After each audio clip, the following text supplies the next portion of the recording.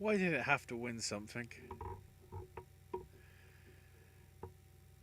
Like, I mean, like I can why? answer the better one. Why didn't it win something? Because it's not that good. Are you kidding me? I just felt like I just feel like that film sort of goes nowhere, even though it's trying to have a message, but it's doing the message completely wrong. See, this is where, if this conversation was done via text message, I wouldn't understand what you're talking about. And I think you might be thinking we're in a text message right now because when you're talking about why did it have to win something, my retort is why couldn't it win anything? And we're talking about two completely different movies running for the same award. I don't get. I Why? think AJ knows what I'm putting down. Why did it win? Why? Why didn't it win? Exactly, that's my response. Um, Yes. Adam McKay's dick is apparently liking to be sucked. I don't know. Oh, great, that does the monetization. Shit. Oh God. Here we go again. All right. So I maybe even put the Danhausen thing up and I didn't pay attention to it. no swearing. God bless it. Anyway, and just that easily, we got a Cold open. race. Yeah, I'll get to that. We got a race, and yeah, this might be a fun little weekend coming up, to say the least. Certainly not going to be as bad as it was when Nomad Lamb's winning everything. So that's your cold open, ladies and gentlemen. Restaurant quality, just like the sprung tent that is now parked at Fast and Furious. Whoops. Anyway, we're going to talk about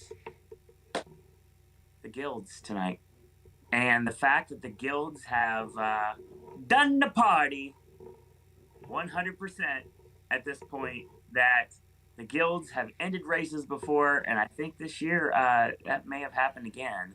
In one case, hoping it hasn't, and I don't think it has.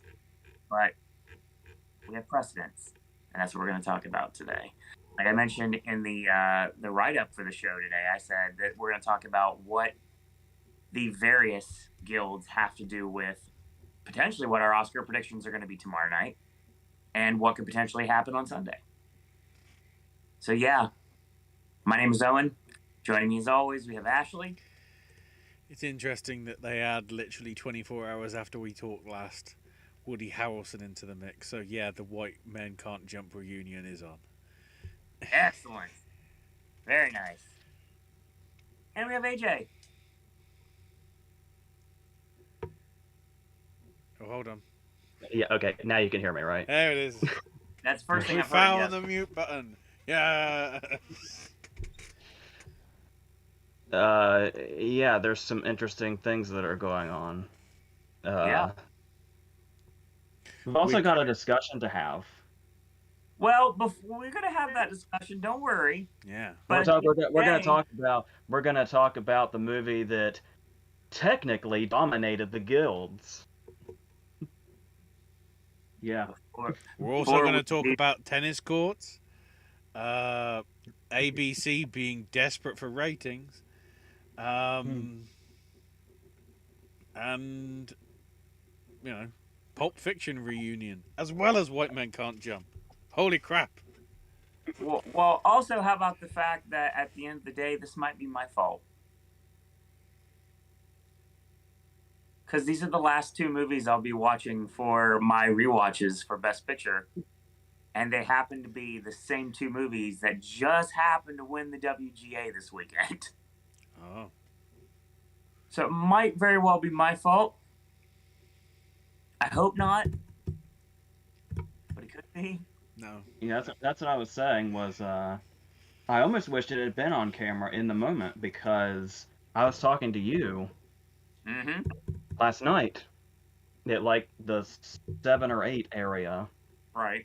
WGA wasn't even on my mind because I'm used to guilds being at like 2 in the fucking morning. Sure.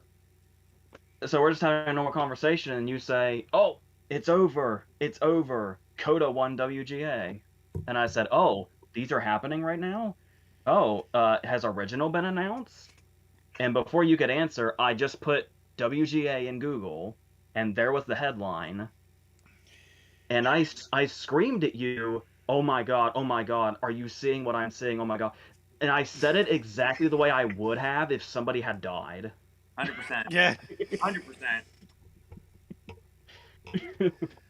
Now, I was scrolling down, because I was walking at the time, like I always do when I call you.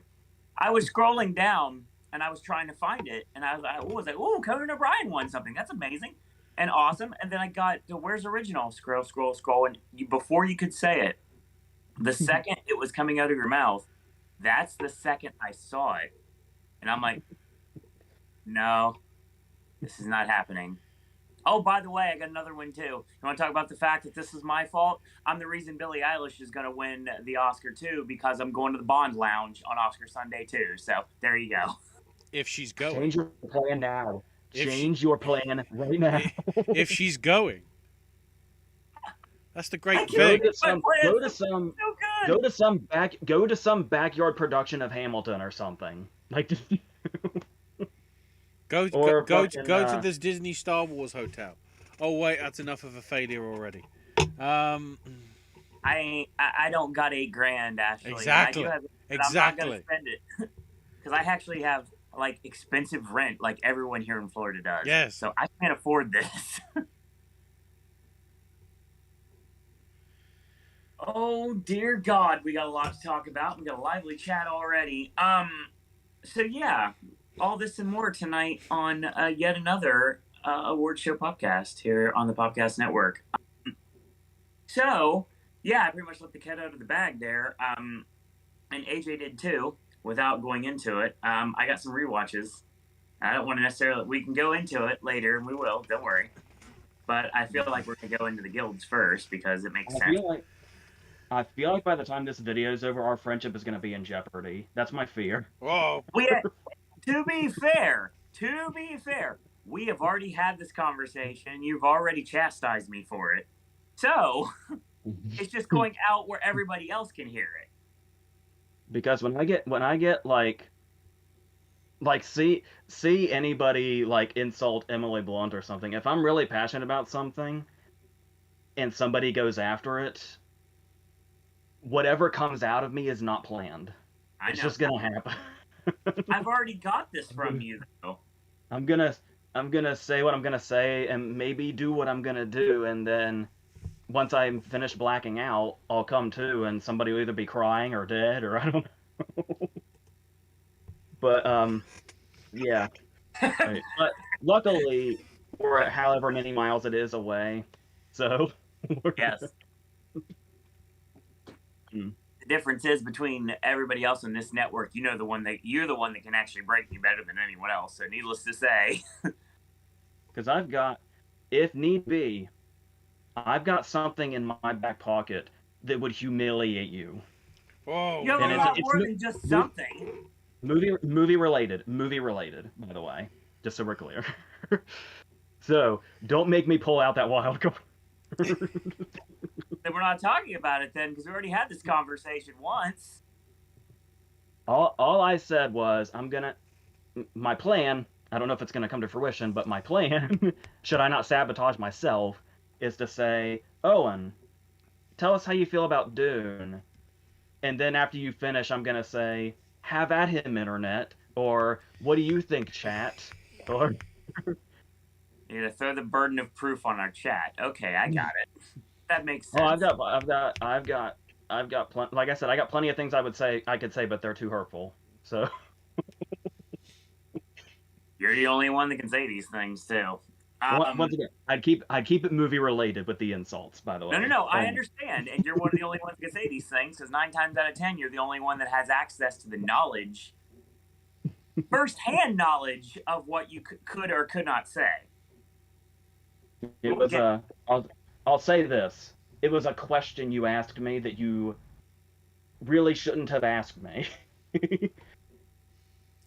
Everyone.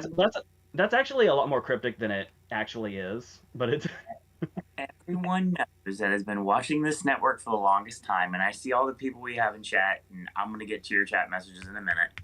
But everyone should know by now, I cannot stay awake during movies anymore. I do my best to try to do so.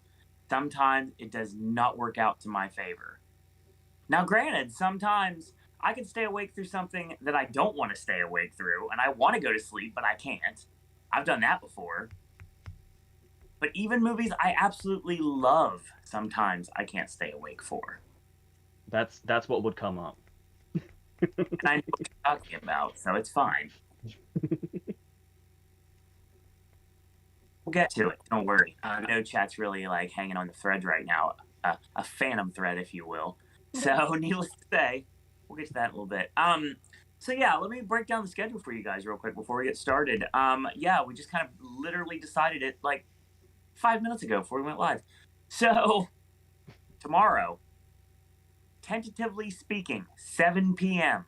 Eastern Standard Time, if not beforehand, it all goes down. Our final Oscar predictions and subsequent chat afterwards, of course. Sunday night, Oscar Sunday. After the show is over, we're not going to be your second screen experience.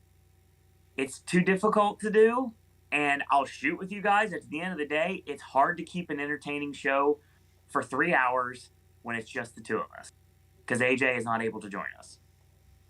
There's not much to talk about. We don't have personal lineups to do. We've already done that stuff.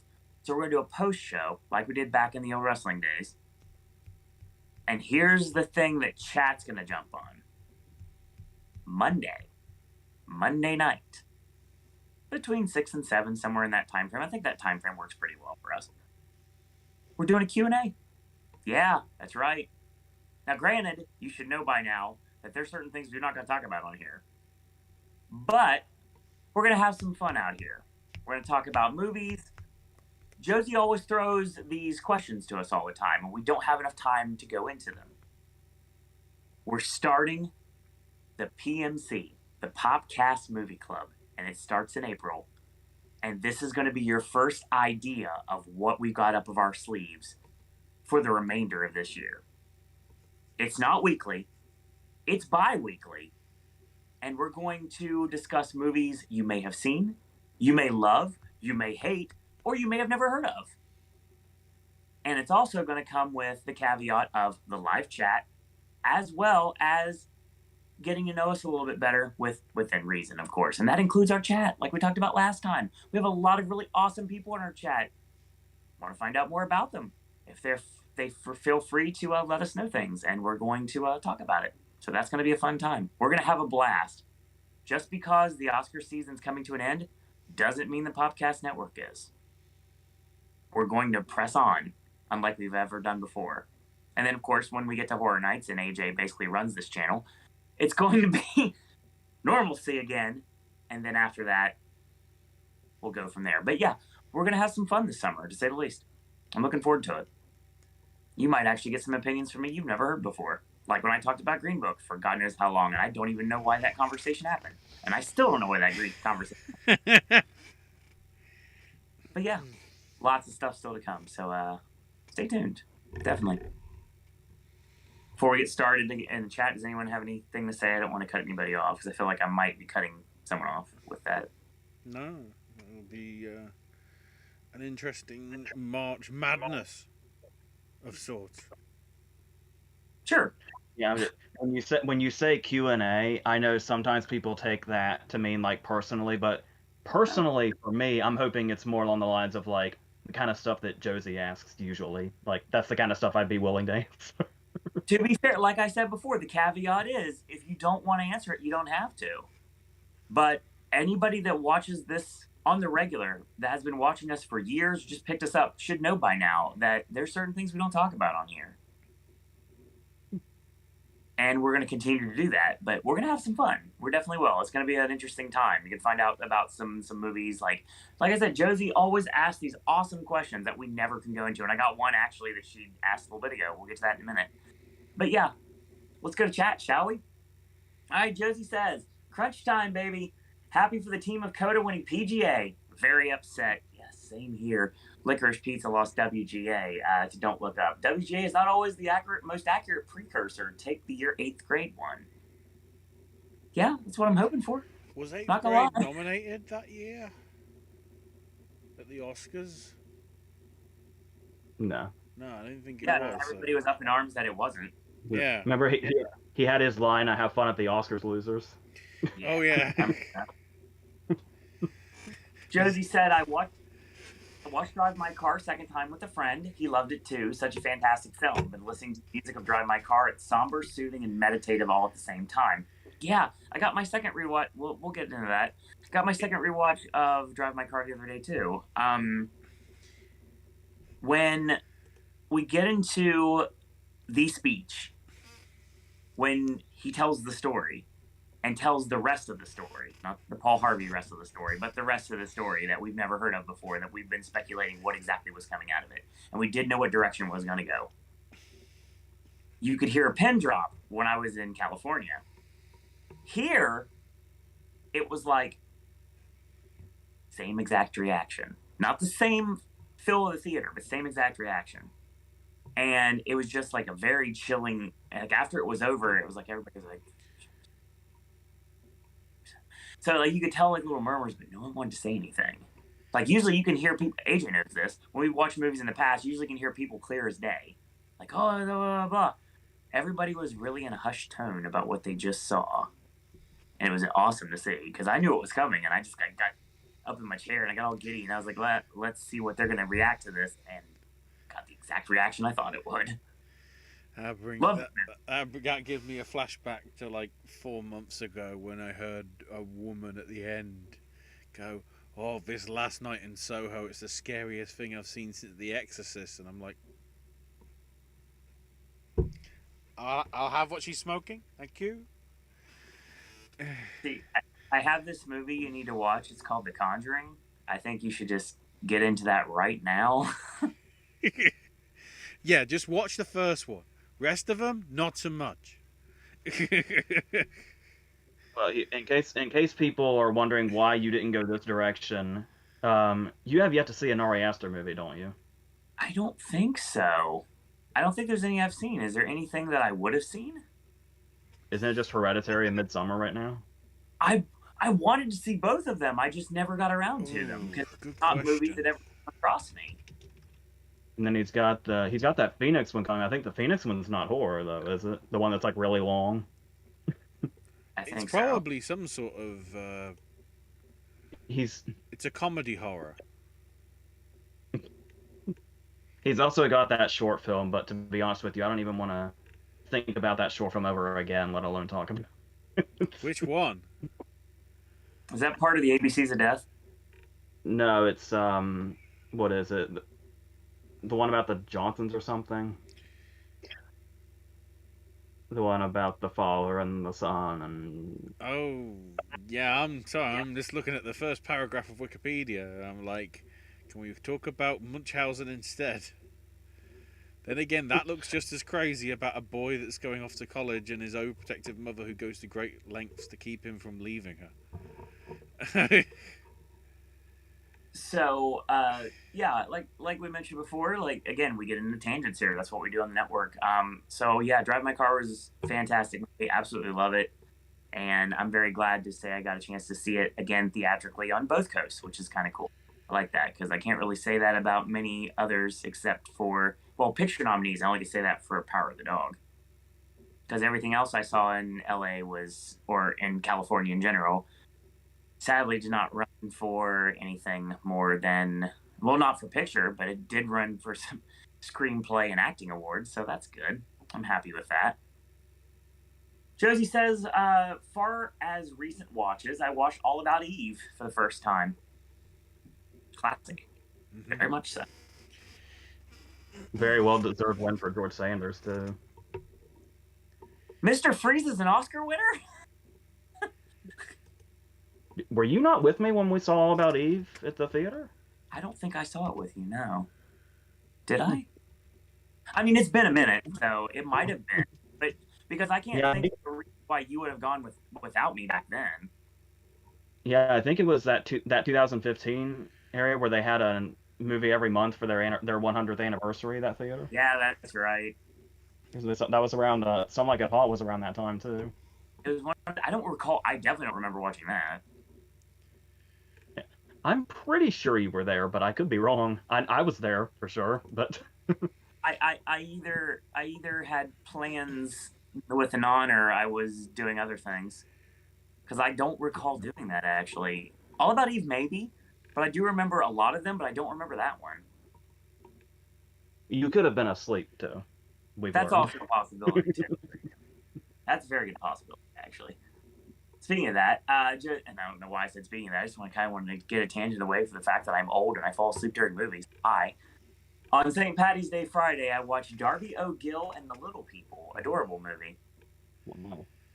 I haven't heard that title in a long time. I'm trying to remember whether that was the thing that killed Sean Connery's career or was it beforehand. I think it was slightly before, wasn't it? It was like it was like the mid '60s, isn't it? Like '65 or something. Have a quick look. Just for the name of it, it sounds like a 60s No, movie, honest. 59. Close enough. Also, yeah, pre-Bond. Okay. Yeah, pre-Bond. On Saturday, Josie watched The Man Without a Star. Is that the Kirk Douglas thing? Yep. It was pretty good. It was like a fantasy version of Power of the Dog. That's interesting. In Kirk other Douglas words, was gay? can't say. Oh, that's enough time. It's got a job for Best Picture anyway. In other words, Phil's fantasy of what his life should be like. That makes more sense. Yeah. Okay. So apparently Josie's mom made spaghetti, squash, and a ground turkey meat mix for dinner. So she asked us now which movie restaurant we'd like to eat at. Jackrabbit Slims. Well, yeah. I was just distracted by how proud Eminem must be that she had mom's spaghetti. God. It'll never get old. He has there is an Eminem restaurant in Michigan that has literally mom's spaghetti. It's not even a joke. I wish I was joking, but I'm not. Yeah, Jackrabbit Slims. AJ stole my thunder, but I knew he was going to say it first, so I didn't really need to say it. Movies. Movies is always a big one for me. Good Burger would be nice. Just to try the egg sauce. Dude, it's weird because if you really look at all the restaurants, like everybody knows how big of a mark for chicken nuggets I am, and if you don't, then where have you been for these last like several years? Anyway, I've only sipped and snack videos. No. Am I imagining things, or has there never been a fictitious movie or restaurant that served chicken strips? Seriously, I don't remember any at all. Is there any restaurant? I guess we're not counting the school cafeteria in Cooties that had the infected chicken nugget that started the zombie apocalypse. Oh God, no. No. And I'm sure some of the buffets probably had them, like if you would have went like deeper into like everything. But I mean, I don't remember any movie. Chat, if you have any answer to this, if there was ever like chicken nuggets or chicken strips on the actual like menu on a restaurant in a movie, I mean, even if you look at like. I mean, Henry Rowan Gardner had chicken fingers on his plane. Does that count? This is true. And honestly, Jackrabbit Slims, given what I believe would be served there, I have a feeling they probably had chicken strips. I would say. Pricey ones, probably. Ones that I would probably have paid a pretty penny for. Yeah, I can see that. Oh, wait a minute. Wait a minute. The DVD has the Jackrabbit Slims menu in it. Oh, get on that. So we'll get to that in a minute.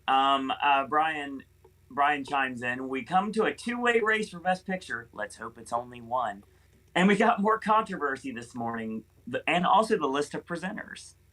Cool. The 2010 movies I've seen since the last Popcast: Birdman, Dallas Buyers Club, Midnight in Paris, Wild, and Captain Phillips. Oh God, that's a great I am list. the captain now. Dude, I think I saw all in Athens. Captain Phillips, no, because I know Captain Phillips was Athens. Captain Phillips was Regal. AJ, do you have the menu? I'm gonna need a second because it's gonna be kind of a chore because it's like down. But I'm fixated on this task now, so give me just a second. Okay, we'll get to that in a minute. I never mentioned my restaurant. Ashley, go ahead. Orient Express. Not for like everybody murdering the, not the Sure. Poirot one, the From Russia with Love one. Because I'll just go, red wine with fish, you bastard. I mean, I could always go with the cheap answer and say Richie Rich's McDonald's in his house, but that's not fair. Oh! Cloudy with a Chance of Meatballs probably could work too. Plenty of fries there.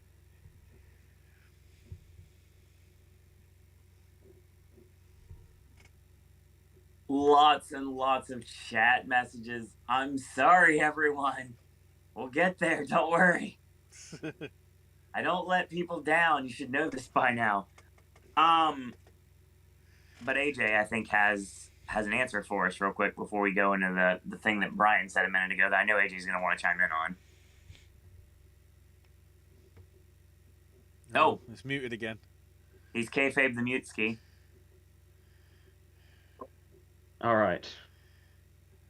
This is what it looks like. Pretty. It's a 50s diner, even though it's like extreme prices. I would have to think they'd have chicken fingers or something. Jackrabbit Slim doesn't come off as like a kid's menu place either. There's teriyaki chicken, chicken kebabs, and half fried chicken. Thanks, Quinn, for letting me down. That looks like it might be it on that front. God bless it. Half fried chicken. What is the other half raw or something? What's that all about? Or it's still alive and the chicken's going, ah, ah, ah.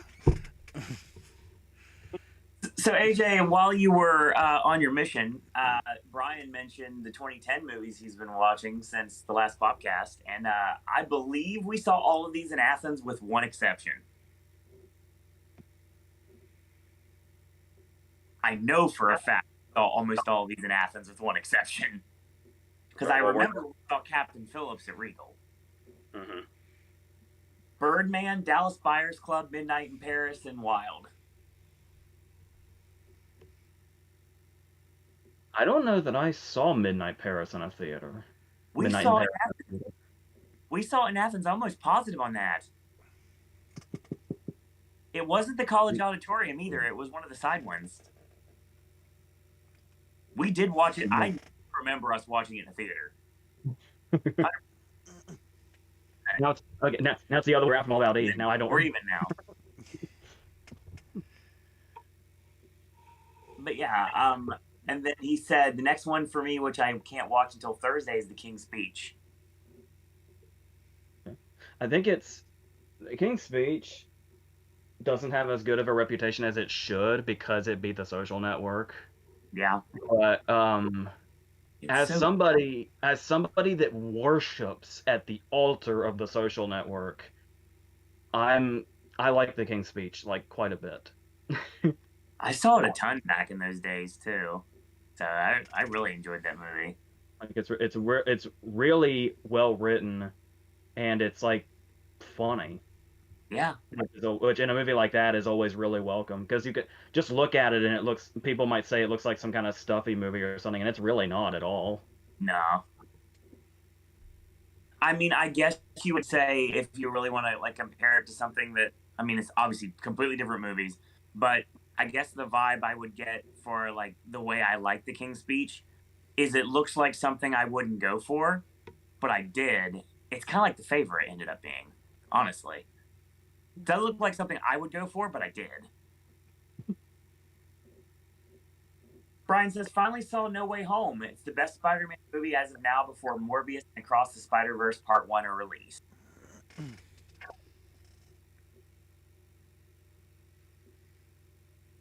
I I still don't think I've decided yet what my favorite Spider-Man movie is. It's kind of hard at this point. It's hard to say anymore. Yeah. And it's like when I was saying how I did, but I struggled to put No Way Home on my top 10 because it just almost seems unfair. Because you got 20 years to work with. Of course, you had to really, really fuck up to make something that wasn't gonna land.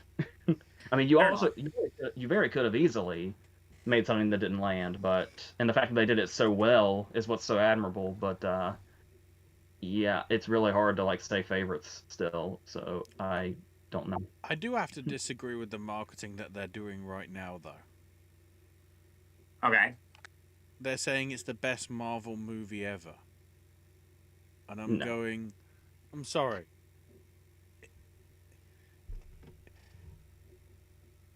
Infinity War and Endgame are much better because they're much ballsier.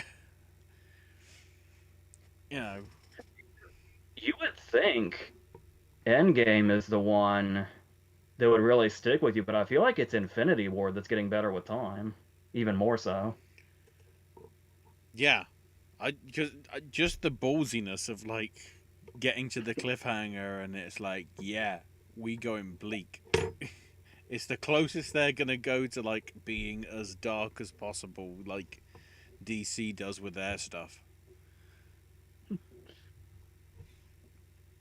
Brian says, I do agree 12 Years a Slave deserve the win for adapted screenplay and Leto for supporting actor. It's tough because it's hard to go against The Wolf of Wall Street here. Yeah, and I would have, as far as screenplay goes, I probably would have gone Philomena before I went 12 Years a Slave. Yeah. I mean, even Captain Phillips, honestly.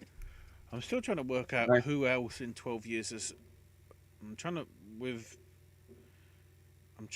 remember who else was nominated for supporting and who won that year. I'm getting to it. Don't worry. So if it was, there's plenty of performances in 12 Years a Slave alone that probably should have been there. Brad Pitt, Fassbender. Fassbender and Lupita were the ones that got in. So with Leto, and it's funny because obviously I would have said Bradley Cooper, and I did, and I went down with the ship 100%.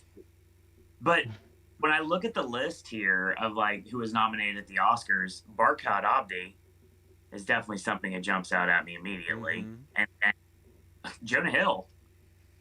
Yeah, Jonah Hill's my favorite of those five.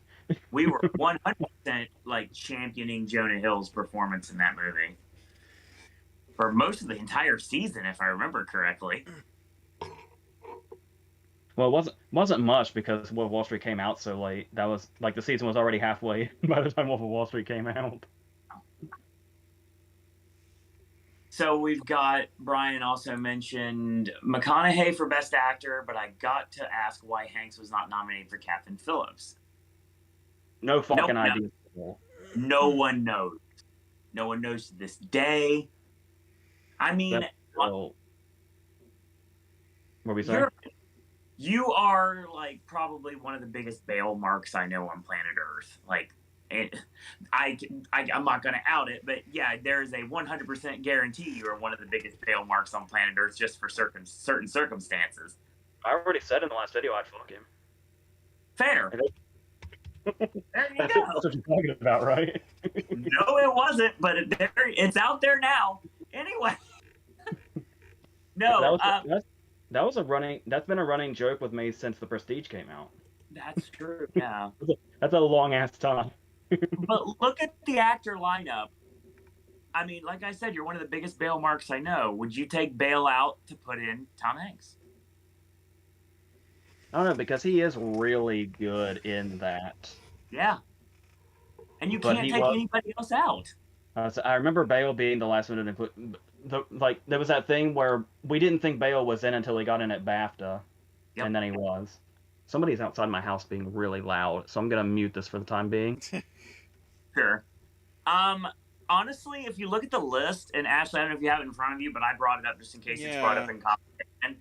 The only person by just looking at Not for the performance, because the performance is awesome, and I love this movie. The one that sticks out of this group is Bruce Dern, but he belongs here. So there was no room for Hanks because the performances were too good. Because you're not going to bump out DiCaprio, you're not going to bump out Chiwetel. You're not And bumping we've out already talked about the McConaughey. three. Yeah, so I mean, there's no room. It was just one of those, hey, there's way too many great performances. Someone's got to lose. And unfortunately, it was the captain now.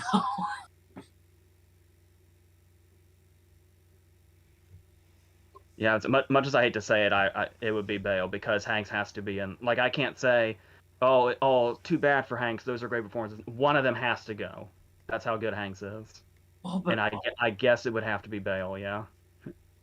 based on that, yeah. But I mean, like I said, I went down with the ship on American Hustle. I literally, that was the worst performance I've ever done in an award season because I went so heavy in on American Hustle. But I mean, yeah, you can't take anybody else out because, like I said, at first glance, it's Bruce Dern. But when you watch Nebraska, that's not a thing. 100%, he belongs there. So it have to be just by process of elimination, no matter how much it hurts. So it sucks about these awards. You have to put under performances just because there's no room. Well, let's see. To take a shot. Josie says, speaking of McConaughey, my mom watched Reign of Fire on Friday night.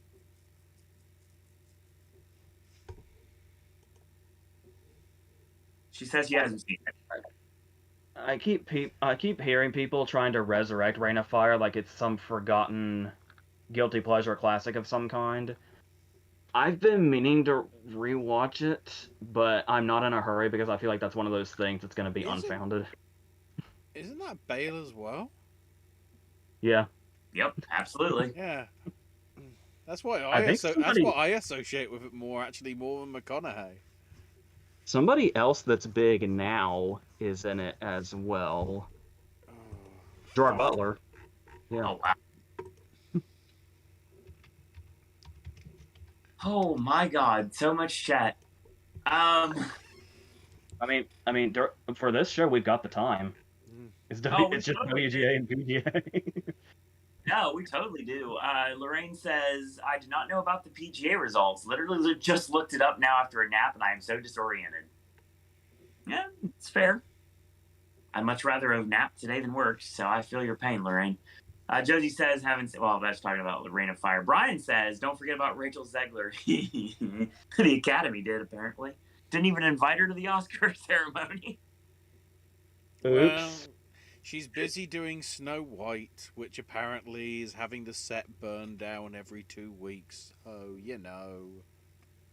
Did we also, I can't remember in the video, did we talk about the fact that apparently Mike Feist abandoned her on the BAFTA red carpet? No, I don't remember that at all. I would have totally remembered that. What a bastard! He was supposed to be her date, and when she was being interviewed, she couldn't find it. I'm sure. And start spiking it with some vodka or something? What's this, high school? Shoot? I'm sure they just got there at different times, but I like to think he saw her performance and was like, no. Nah, he ended up on the set of Group Live instead. So yeah, let's see. Brian also says we don't talk about Bruno, 60 years of Bond, 50 years of The Godfather, and the samples. So Bruno, which apparently is going to be performed at the Oscars because reasons. Thanks, Ashley. Desperation. Shoot.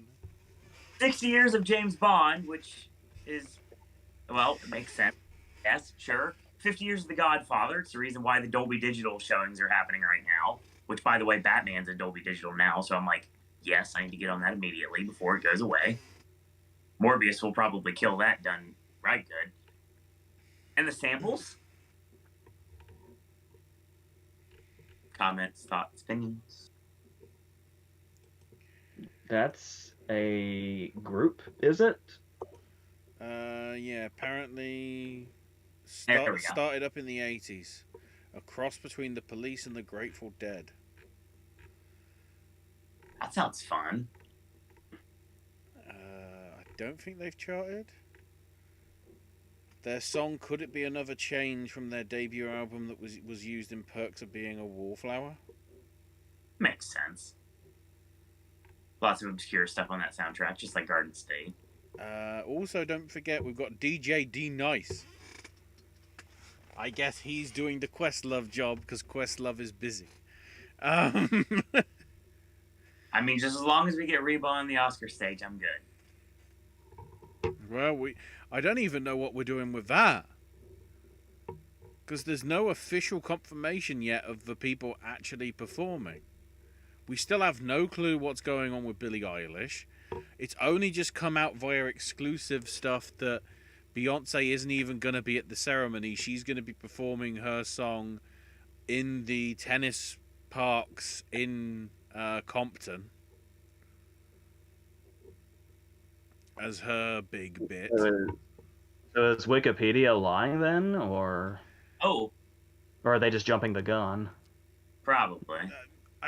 Because that's like the given thing.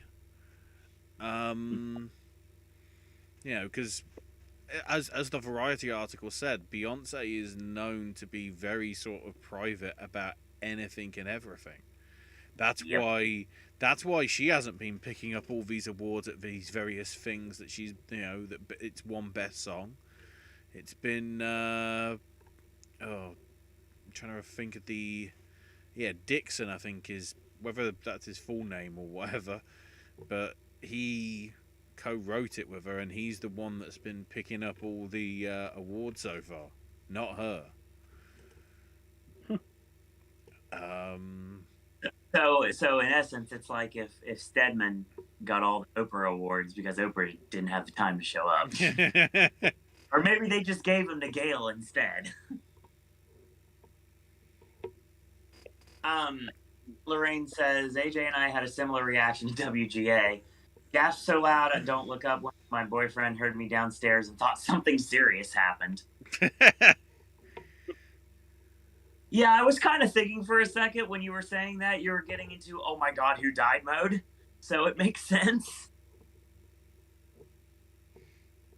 Josie says it would be a mistake if they didn't play "Drive My Car" by the Beatles when "Drive My Car" wins international feature.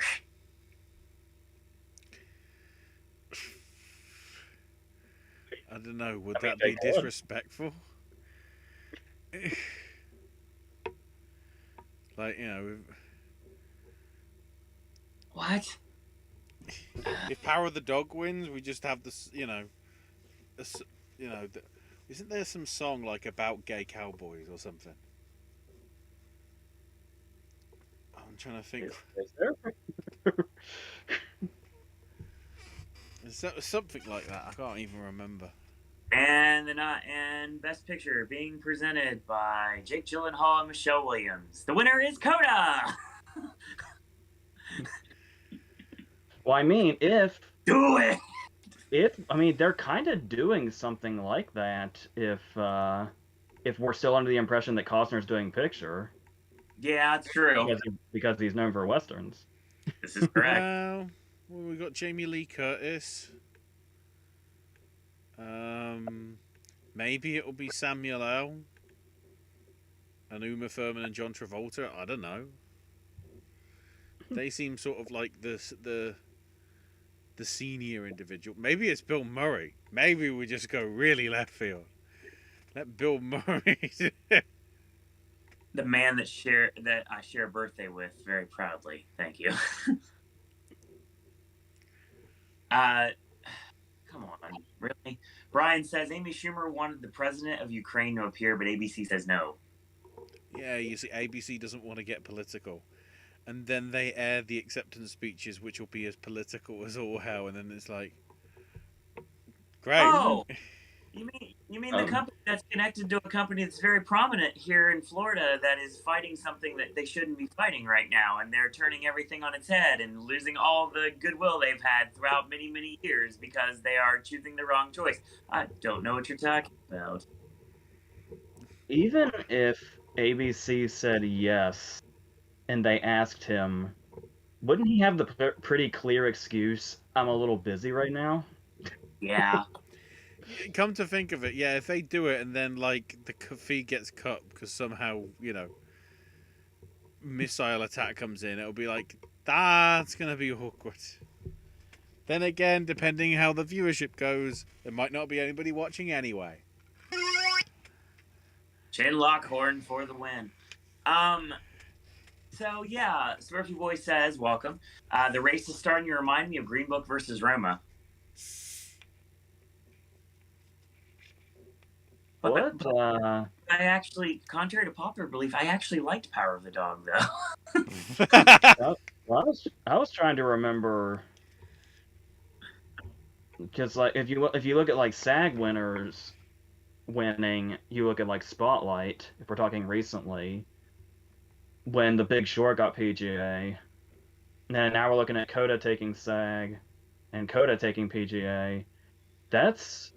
Is it usually a 1-2 punch like that? It's usually just like it's either SAG or PGA is the thing that steals the lead. It's one or the other. And Coda's just like, I really want to see the headline, Coda puts the Power of the Dog to sleep. Yes! No Somebody anthrax needed.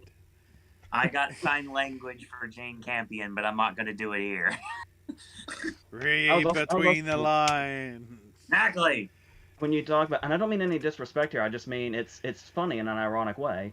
When you look at it as a Coda versus Power of the Dog thing, isn't it funny that dogs have super hearing? So it's like this. So it's a believable duel, opposites duel. So that's why they delayed League of Super Pets. Saw that trailer the other day. I don't want to think about it.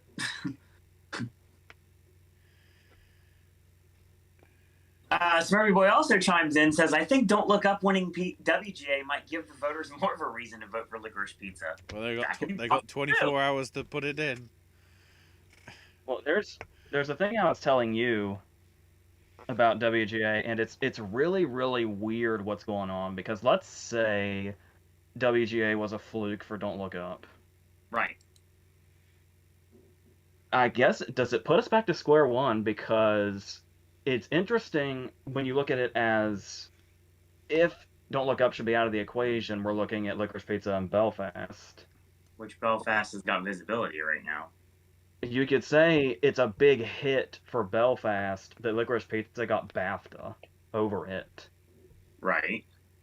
When the movie that won Best British Movie, Film, whatever, it got beat by Licorice Pizza in screenplay. But then you look at WGA, and WGA is a hit that PTA took that Branagh didn't, because Branagh wasn't even there. Yeah, and not eligible. I brought up to you that if Branagh would have been there, would both of them have taken the hit? Yeah, that's the question, is if Branagh would have won WGA or not. But I feel like that BAFTA win for Licorice Pizza is pretty big. But it's also the question of, would Belfast have lost WGA if it was there? I mean, I'm pulling at strings at this point, because obviously, if you look at WGA when it comes to adapted, the only competition that Coda has was not even there. And also, if you look at another thing that I feel like kind of maybe possibly pushes Don't Look Up out even further is the fact that Adam McKay is a former comedy director that just won like 5 or 6 years ago, and he's up against two legends that haven't won anything yet. Yep. It feels like it's time for somebody to finally win. It's not time for McKay to win again. You would think. You would think, and you would hope. Yeah, and I mean, like I said, Don't Look Up is my last movie of the year when it comes to the Oscar season. It's my last rewatch. And weirdly enough, I look back into it, and I think it might be one of my first watches of the season, if I remember correctly. Because I got it in a theater early, like really early. I think I got it like right after I got back right after Horror Nights, actually, if I look at my tickets. So it was in November. And another thing about simplifying PTA and Branagh down to two legends that haven't won yet, it wouldn't just be like they'd be winning because of who they were. they're both up for movies that are like really, really personal to them. Totally. And I still don't know how Hollywood didn't take to Licorice Pizza as much as everybody thought it was going to. But I've said this times about movies I absolutely love every single year. So American Hustle comes to mind immediately. Because it's really hard to tell, because you could easily say they loved Belfast more because Belfast has 7 nominations, right? 2 of which are for acting, and Licorice Pizza could have easily gotten 2 acting nominations and didn't. Yep. But they both missed some pretty important tech categories too, which brings I feel like every time you do Belfast versus Licorice Pizza an original screenplay, you always come back to square one. Yeah. It goes back to the '92 Royal Rumble. Ashley, it's back to Bulldog and Flair. It's back to Bulldog and Flair.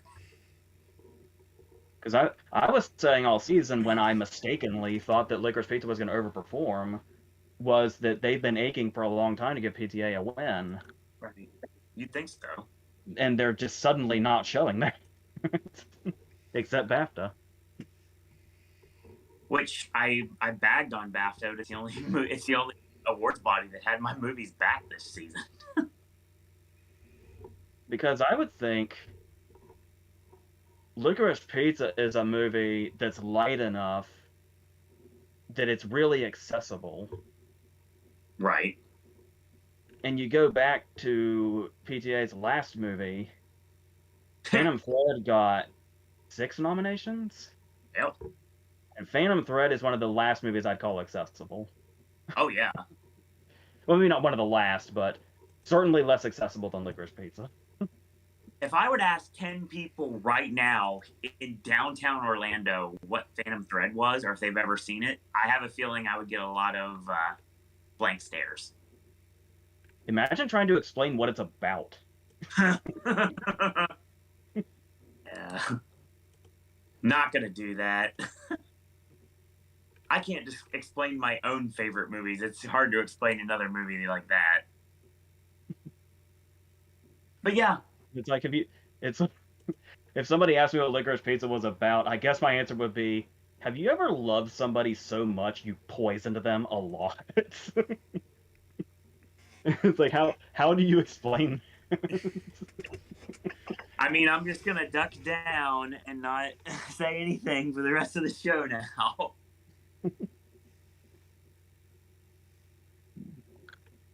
I'll just bite my nails in protest. Josie says the first anonymous ballot came out a few days ago. I can't wait, yet I'm nervous. I usually read those, but I haven't looked them up. They usually have some really telling stuff in it and some really ridiculous shit in it. So yeah, we'll get to that. I don't know much more than this, but Josie does chime in a little bit later in chat, which I'll get more to your comments in a minute, Josie. The first anonymous ballot voter said he was voting for Licorice Pizza. Okay. You are my best good friend, unknown person. Thank you. I was just wondering how much Sam Elliott might have opened up the gates of shitting on Power of the Dog. Because that tends to be what happens. If one person does it, then it's like, oh, it's okay to do it. And then... Yeah, something tells me that cold sassarilla's got a little bit of rat poison in it now. No, anthrax. Oh, yeah, good point. Just as long as it's not the arcade. Anyway, you talking about strange things about the Johnsons. Taboo. Yeah. I want Ari Aster to adapt There's a Nightmare in My Closet by Mercer Meyer. Coda certainly has a lot of passion. I got a big surge this past week, but I don't think it's a slam dunk guarantee. It could be Little Miss Sunshine 2.0. I hope not, but it could be. That's true. Little Miss Sunshine definitely got SAG. It got PGA too, didn't it? Yep. And it was also a crowd pleaser that we thought was going to go all the way. If I remember correctly, you remember this? I put all my hopes in Little Miss Sunshine that year. I remember being surprised that The Departed won. Yeah. It's probably the best choice they've ever made. It was the only remember seeing a stat for that. It's the only Western remake that's won Best Picture. That was the Oscar ceremony we did at Buffalo Wild Wings. Because I never forget your response when The Departed won Best Picture. Yeah. So would Coda be the second? Yeah. Yeah. It would. Wow, that's ironic. That's really ironic. Is it going to be Little Miss Sunshine or is it going to be The Departed? Because it can be both. I mean, I turned to Jim Carrey typing like in Bruce Almighty, but I'm doing this instead.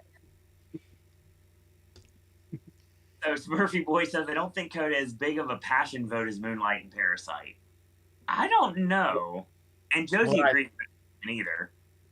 What I feel like has happened, and Owen, I mentioned this to you, was it's almost like just enough people watched Coda to get it into picture. And then it was like suddenly when it got into picture, a lot of other people started watching it, like voter-wise. And now it's something, because we were talking about, imagine if Coda was the front runner from the get-go. It would have been if this would have been a theatrical movie. If Coda was in the position that it's in now, back when the season started, and like Amelia Jones would have gotten in, Matlin might have. I think she would have got in. We would have seen more, but it's like we were saying about the Troy Coates or Cody Smith McPhee race. Of course, though, it also does mean that if it does win, it'll be like, holy crap, a digital release won that wasn't Netflix. Our whole streaming thing goes completely out. Oh, they want a strictly theatrical one. Apple wins. Like... To be fair, it got more of a theatrical run than the Netflix movies did. Mm-hmm. Those free showings they did in a lot of the areas, like mine. It's annoying as hell. My local indie cinema is actually doing all week, only one showing a day, but all week they're actually doing showings of Apollo 10.5, Linklater's new film. Interesting. I guess ahead of it coming out just on Netflix on April 1st. I wouldn't mind seeing it. Ticket prices are too much though, so it's like... Also, it's like, sometimes it's 7 o'clock in the evening, and then other times it's 9:30 in the morning, and it's like... Okay... See, Ashley, you have the same problem I have. AJ, unfortunately, the theater that I used to work at, that we frequent and always frequented, is not really good when it comes to the Oscar movies. So we have to travel, and we had to travel in the past. Do you realize how jarring it was to see X this weekend and see the A24 logo at our theater? It's really weird. Dude, I have no idea. I could only imagine that being in Theater 7 back in the day before the seats got changed and everything. I don't know, and also, at least in terms of Western release over here, I don't know what Lost City is thinking, because I think it's coming out the same week as the Fantastic Beasts sequel, and we're of getting course, in and around Sonic and Morbius the week before. We're getting these weird, like, gimmicky date night, like, showings on Wednesday night for Lost City, and we had one past weekend. Like when I was watching the movies Saturday night, there was one that was running at the same time too. So they're banking on it to do well. Well, considering it's Paramount, no wonder they don't have anything else.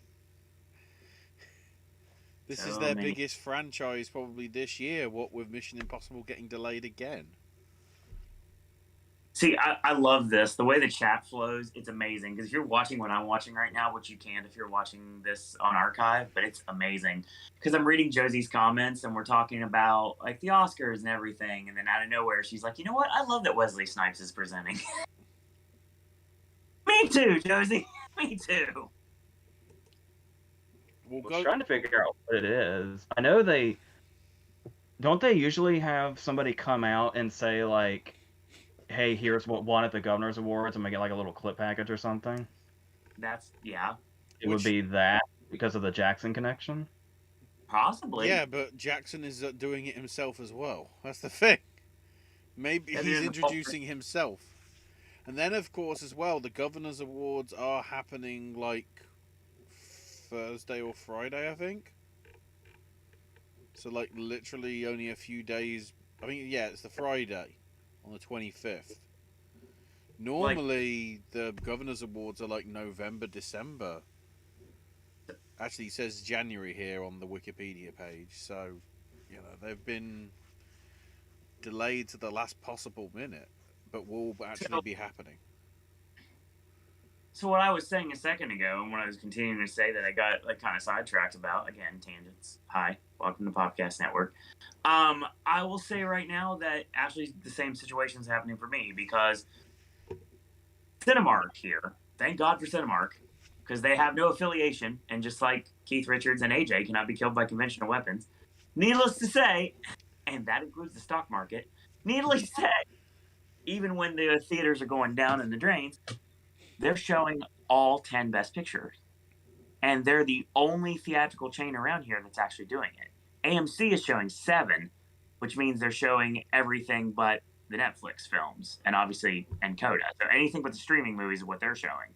But Cinemark is able to show literally 2 showings of every picture nominee this week. And that's the reason and how I'm getting my showings of Coda and Don't Look Up this weekend, and how I had one of the 7 screens for AMC is how I got my repeats of Drive My Car and Dune on Saturday. So yeah, it was one of those like, oh, by the way, the movie's going to show on the 21st, but it's also going to show on the 28th. And I was like, that doesn't make any sense because the Oscars are over. But that's the reason why Don't Look Up is taking so long. I would be in Coda right now if we're not doing the show. Because the only other option is 4:15 on a Friday. But yeah, I'm very glad they're giving us this opportunity to be able to watch these movies we haven't been able to see otherwise. Funny that you mentioned, the whole 28th thing being after the award season. If you remember, I said how on this show we were going to talk about the Satellite Awards because they seem to be pretty close to it. Satellite Awards decided to move to April the 1st. So it's like, nobody will give a shit by that Friday, so good job. I mean, good. We have our housekeeping topic for the first Popcast Movie Club. There you go. All right, AJ, you're about to say something. I don't want to cut you off there. I was just going to say, it's funny because nobody cares about them anyway. Yeah. And then they put their date past the Oscar ceremony. No, it's just normally like they're one of the first, so they could be seen as a thing. High Spirit Awards. And then I still can't believe they even still exist after the Wolf of Wall Street thing. Yeah. That probably should have killed them. I don't know. Does anybody remember the whole thing where they put the Wolf of Wall Street in their nominations, and then I think it was Paramount came out and said, you guys haven't seen that movie yet because we haven't sent it to you.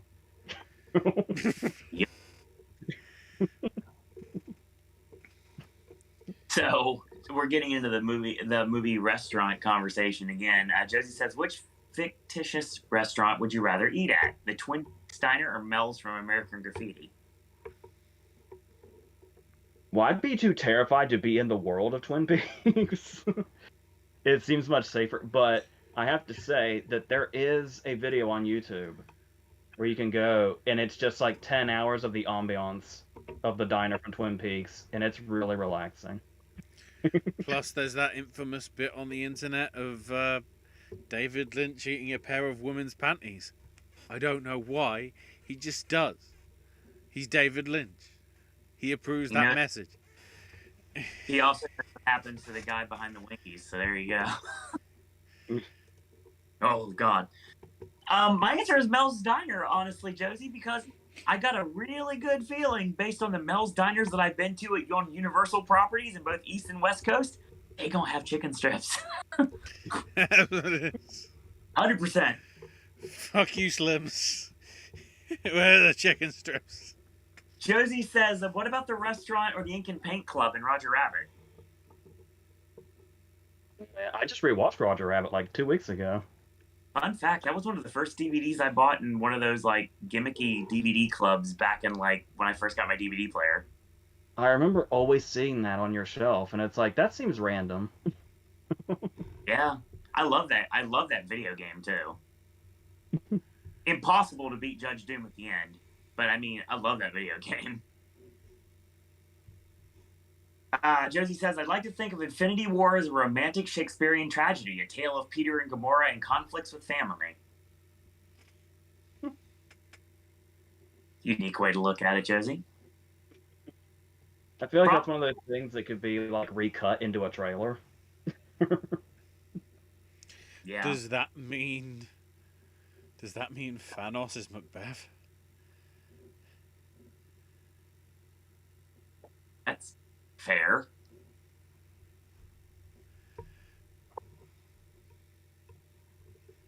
I was gonna say something else and then I lost it.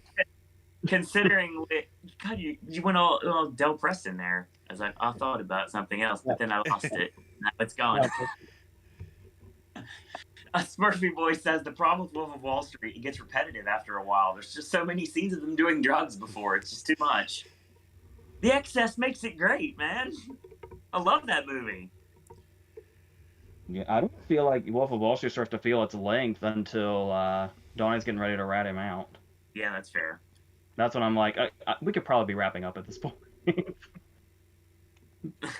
To those who know. You see me do this, there's a reason for it. Here's my question. Why did Michael Shannon get the Oscar nomination over Aaron Johnson? Seeing Johnson won the Globe and was nominated at BAFTA. We still don't know to this day. The short answer is he's a little bit better. Overall, I love Aaron Taylor Johnson in that movie so much, but they did the right thing there. I think Shannon's the stronger sort of supporting role, I feel. Yeah, definitely. But it's that... It goes back to Judas and the Black Messiah all over again. It might also be a thing where voters walk away with the most recent thing. Yeah. And even though Aaron Johnson's in like the beginning and the end, it's one of those cases of most of Aaron Taylor Johnson's stuff is the first half, and most of Shannon's stuff is the second half. That's true. So it's Shannon's strengths probably is what they went out the door with, if I had to guess. Oh boy. Let's see. Brian says, I'm guessing the samples are doing the in memoriam. That's possible. That's really the only thing left, isn't it? Yeah, unless we get one of the Oscar performances to do it. But I mean, we haven't even, like Ashley said, we don't really even know the validity of that. It's all still, gradually coming out. We're getting lists every day or two of new presenters or new people that are... Because at the minute, I'm trying to look the list that we currently have. I'm trying to work out who's going to be introducing the 10. The Oscars are Sunday. It is Monday night. Get on this. It's not WrestleMania. Considering the mismanagement of this ceremony, yes, it is WrestleMania. Dear Lord. Oh wow! And then it will go way too long, and a Cody will underperform. Sad pony. No, the song "Who Let the Dogs Out." I would love to see Sting perform "Shape of My Heart" from Leon the Professional. Make it happen. Second time you brought that up, Josie. I remember that. I remember you talking about that. Although unlikely, if Drive My Car were to win Best Picture, they could say the car runs over the dog.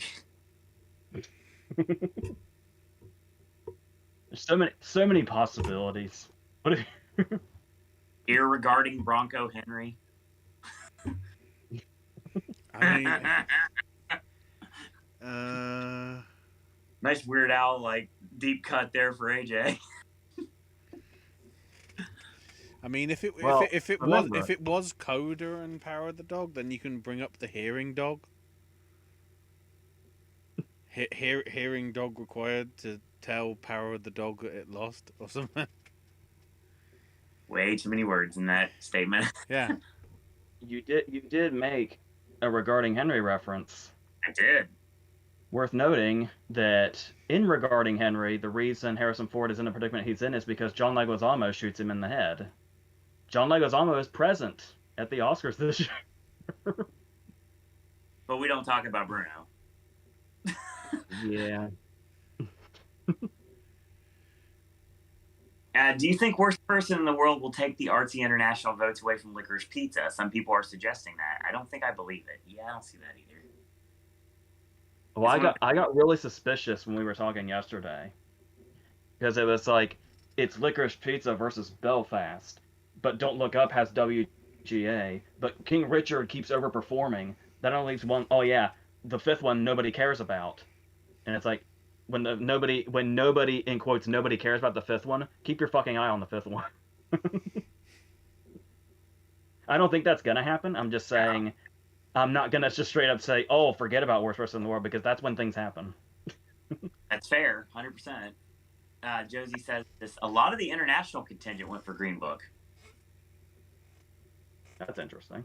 Yeah, that's fair. I don't know that. I feel ashamed for being international. Oh boy. Brian says, speaking of things missing, I think my favorite reaction when I realized Belfast wasn't in for cinematography. That's still bullshit. I don't know how. And after that and BAFTA did it, I'm fucking tired of it. That's why they owe Branagh director. So get on it. Take what Campion said to heart badly, and then vote for Branagh instead. Do it. Branagh, trouble. That's my response to you. So, for Ashley's, it was when the Yak got in for international. I mean, partly because I should have seen that coming, but two, I was more hyped for Diane Warren because I was the only one that said it. It was like, Diane Warren, never doubt it. That's why these are so fun. We have stuff to talk about. We'll get there. We're having fun. AJ was like, the show's not going to go very long. There's not much to talk about. We've been here for this is the Q&A preview in 7 days' time, except we're just randomly talking about Oscars build-up, so we don't have to do it tomorrow. So tomorrow will be the somewhat shorter one. Notice I didn't say shorter. I said somewhat shorter. Here's the fucking thing about what we were going to talk about today. Was when we started, it was like, we're not going to have anything to talk about on Monday because Power of the Dog's going to win, Licorice Pizza's going to win, and Coda's going to win. And that's going to be the end of it. There's going to be nothing to talk about. And then Coda started picking up steam, and we're like, Coda wins PGA, and it's like, okay, we still don't have anything to talk about because now Coda's in the front. What else are we going to say? Licorice Pizza's going to win WGA, and fucking Coda's going to win WGA. We're not going to have anything to talk about. And then Don't Look Up pulled its bullshit. And it's like, I think we might have something to talk about on Monday. I haven't got there yet. Josie said Licorice Pizza only got 3, but I think had Netflix not overspent, it could have got in for editing, and Cooper could have had Plemons' spot. I've wanted Bradley Cooper. Once again, when it comes to supporting actor, I do this because I wanted both of them in. Yeah, I'm pretty indifferent to Licorice Pizza. But yeah. if I had to give it one nomination and only one nomination, it would be Cooper. Okay, I mean, I don't think we'll all agree on this, but if it were me, I would take out Cody, keep Plemons, and put in Cooper.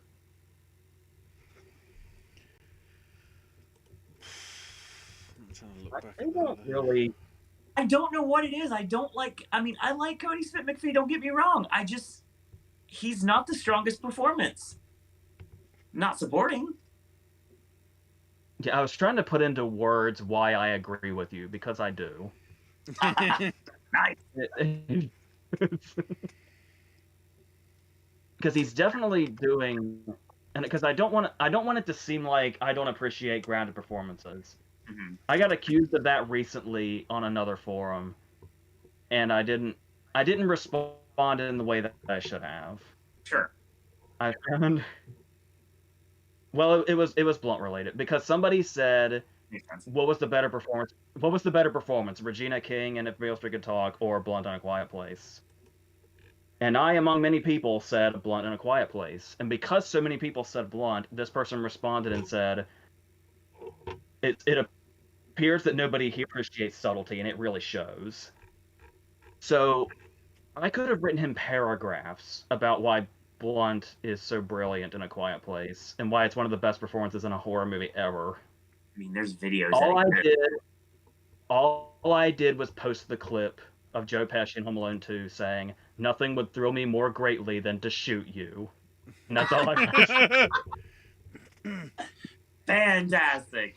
I like that response. Great. It was one of those. I lucked out because it wasn't a YouTube clip. It was, I just Googled it, and it was one of those things where there's a site where people have like just clips cut out, and that just happened to be on. Great. Brian says another reaction for AJ is when Javier Bardem got in for Best Actor. I think I've mentioned, haven't I, that I've rewatched Being the Ricardo since nominations came out, and I feel exactly the same. I have more an appreciation for what Kidman's doing, and the double-sided nature of Lucy on camera versus Lucy off camera. I thought she did well. That's fair. Otherwise, I don't get that fucking movie. I get nothing out of it. I love J.K. Simmons so much. I do not know where the hell that nomination came from. No idea. And Bardem is most baffling. Bardem is especially baffling because I had forgotten until the second time I watched it. He's not even in it very much. Not really. And when he is, it's just I don't know. Maybe it's a novelty to voters that he's like not playing a villain for once. Possible. He's playing somebody significantly more happy than he usually is. But I don't know.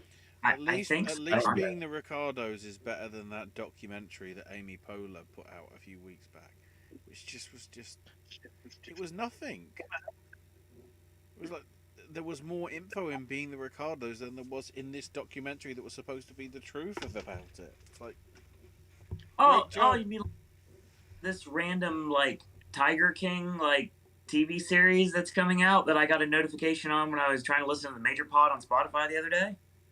Apparently there's like a Joe and Carol like TV series to go along with like a companion piece for Tiger King. Why is that leaves a hole in my heart because I believe that's the project where Nicolas Cage was supposed to be Joe Exotic and he dropped out. That would have been beautiful.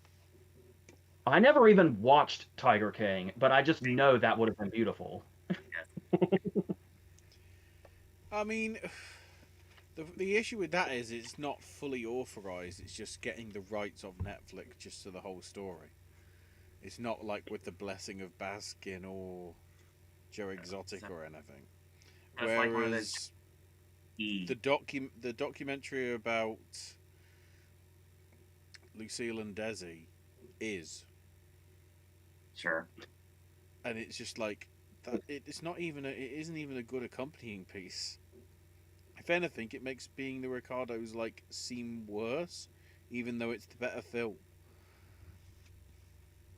Yeah, because I had assumed when I heard about the existence of that documentary that it was a response to the criticism of Bardem and Kidman's casting, where it was like somebody, apparently Amy Poehler, said, okay, well, if we're getting that, then here's the real thing. But that's hilarious if it didn't even succeed at that. I mean, the reviews were not very good. Which, you know, when we have a year in which Rescue gets crazy reviews, Flea gets crazy good reviews, Summer of Soul, the Cousteau one, Attica, you know, even the ones that didn't make it in for the Oscars, you know, getting more attention than. All I'm saying is that Lucy and Desi or whatever it's called will not be in next week's or next year's documentary. Even the Sparks Brothers was better, and not everybody likes the Sparks Brothers music, but it's still a better talk. Same thing with the Haynes one for the Velvet Underground. Mm-hmm. And I'm 20 I'm seconds of Get Back that was filmed 51 years ago is better. And I'm almost done with chat, everyone. So for me, apparently my reactions to film editing. Well, that makes sense. Free Guy getting in for visual effects and Nightmare Alley getting in for Best Picture. Yeah. Not a happy Owen. Brian says Coda's theatrical run is kind of an exception, maybe because it's an independent film. I do think the Academy should put rules when it comes to mainstream streaming service movies. Well, The main question, not that I'll get to benefit because our theater sucks, but I was wondering, should Sunday go the way it looks like it might go, what that's going to do for its theatrical run, because it still doesn't have like a physical release or anything like that. I'll tell you right now, I can easily imagine. Now, granted, this was back then, not now, and now we're better off because we have better seats in Pepsi. So, needless to say, we're in a better position as a theater now because it's a lot more to it that's been done. But hopefully, when we get our Best Picture win on Sunday, I can honestly see bookings coming out on Tuesday to give a short theatrical run, at least for like a week or so. It's going to go wide, not a limited release, just to reflect on winning Best Picture. Yeah, because the only thing you hear about as far as theaters refusing to cooperate is Netflix. Right. So I don't know how they'd feel about Apple. I would say they don't hate, because Apple isn't like Apple is starting to put, like, for a while there Apple was just the Tom Hanks factory with like Greyhound and Finch. And then they had Swan Song, and then Coda and Macbeth. That's all I can remember as far as Apple movies go. So it's not like they're some big threat in the way a bigger streaming service would be right now. So I don't know if they'd be more cooperative to get their movies or not, the big chains. I have no idea. It really depends, honestly. I mean, granted, I know it's a different company, but it's still a streaming service. I was kind of shocked I got Being the Ricardos in an AMC theater because I was shocked that happened. Yeah, because it's Prime release just like the next week, I think. I honestly think the only reason I actually managed to see Trailers to Chicago 7 in a cinema is they were doing a cinema release and the cinemas were desperate to actually have it in the screens. So it's the only one that really was like in all the chains, because normally they want nothing to do with the Netflix releases. And then all of a sudden it was actually in all of them just because they needed something new in there to sort of like get the butts in seats. Hey Shivani. Very nice. Let's see what else we got here. Brian says, I know AJ wants to see Killers of the Flower Moon on the big screen. 100%. 150%. 150,000%. Infinity and percent. I'm still gonna make it at some point before my life is over, which hopefully isn't too soon. I do want to see The Irishman in a theater. Yeah, that would have been great. Wait, am I the only one that has? Yeah. Am I the only that random London Film Festival thing? When thankfully I got free popcorn because I was paying £16 for the ticket. Fuck. And maybe I'm mistaken, but ironically enough, are you not its biggest fan? I mean, it's all when I know that it's a 3.5 hour film. I'm gonna be, unless you have my pure divided attention, I am gonna be looking at my watch and trying to work out. Okay, we've got about 2 and a bit hours. I'm trying to, I'm sort of trying to work out when we sort of get to the second or the third act, sort of thing. So, and the problem is, it was just it plodded on so much, and like, I think I did better than most of the other people because nearly everybody else I think went to the toilet at some bit. I was sat there for the 3.5 hours. I'm gonna watch all of that. I paid for that. I'm not gonna miss a second of it. I paid money for it. Well, Owen, you did watch me do something pretty insane, and it's kind of a miracle I didn't get blood clots or anything. What? So it's kind of a miracle I didn't get blood clots or anything. Yeah. You watched me never get up when we saw the Back to the Future trilogy. Yep. 100%. And I got a better one for you. Please tell me 100% when I'll get into something in a minute you'll appreciate, because we talked about this focus features thing a little bit ago, and I want to get that before we got on the show, and I wanted to bring it up to everyone on chat. Please tell me why, when you're watching the Batman, which there's literally no time to breathe and everything matters, everything hits home, how can you just leave? I don't get it. Why? Why waste your time? Do not get up during the movie. You're missing something. Literally and figuratively, there was someone that got up right before the interrogation room scene. Well, to their credit, they probably thought it was over. Given how long that scene happens and what's happening. Right. But I was getting ready to say also, when he was talking about the Irishman and looking at his watch, I did this with the Batman also. Sometimes I will often look at my watch during movies that I'm even really into just to see how well it's paced. Oh, that's fair. Because there'll be those times where I get curious, where it's like if something feels like it's flowing really nicely, and then you look at your watch and you're like, holy shit, there's only like 15 minutes left, and then that's another good thing about it. So, I want to mention something now Ashley's back. Or somewhat.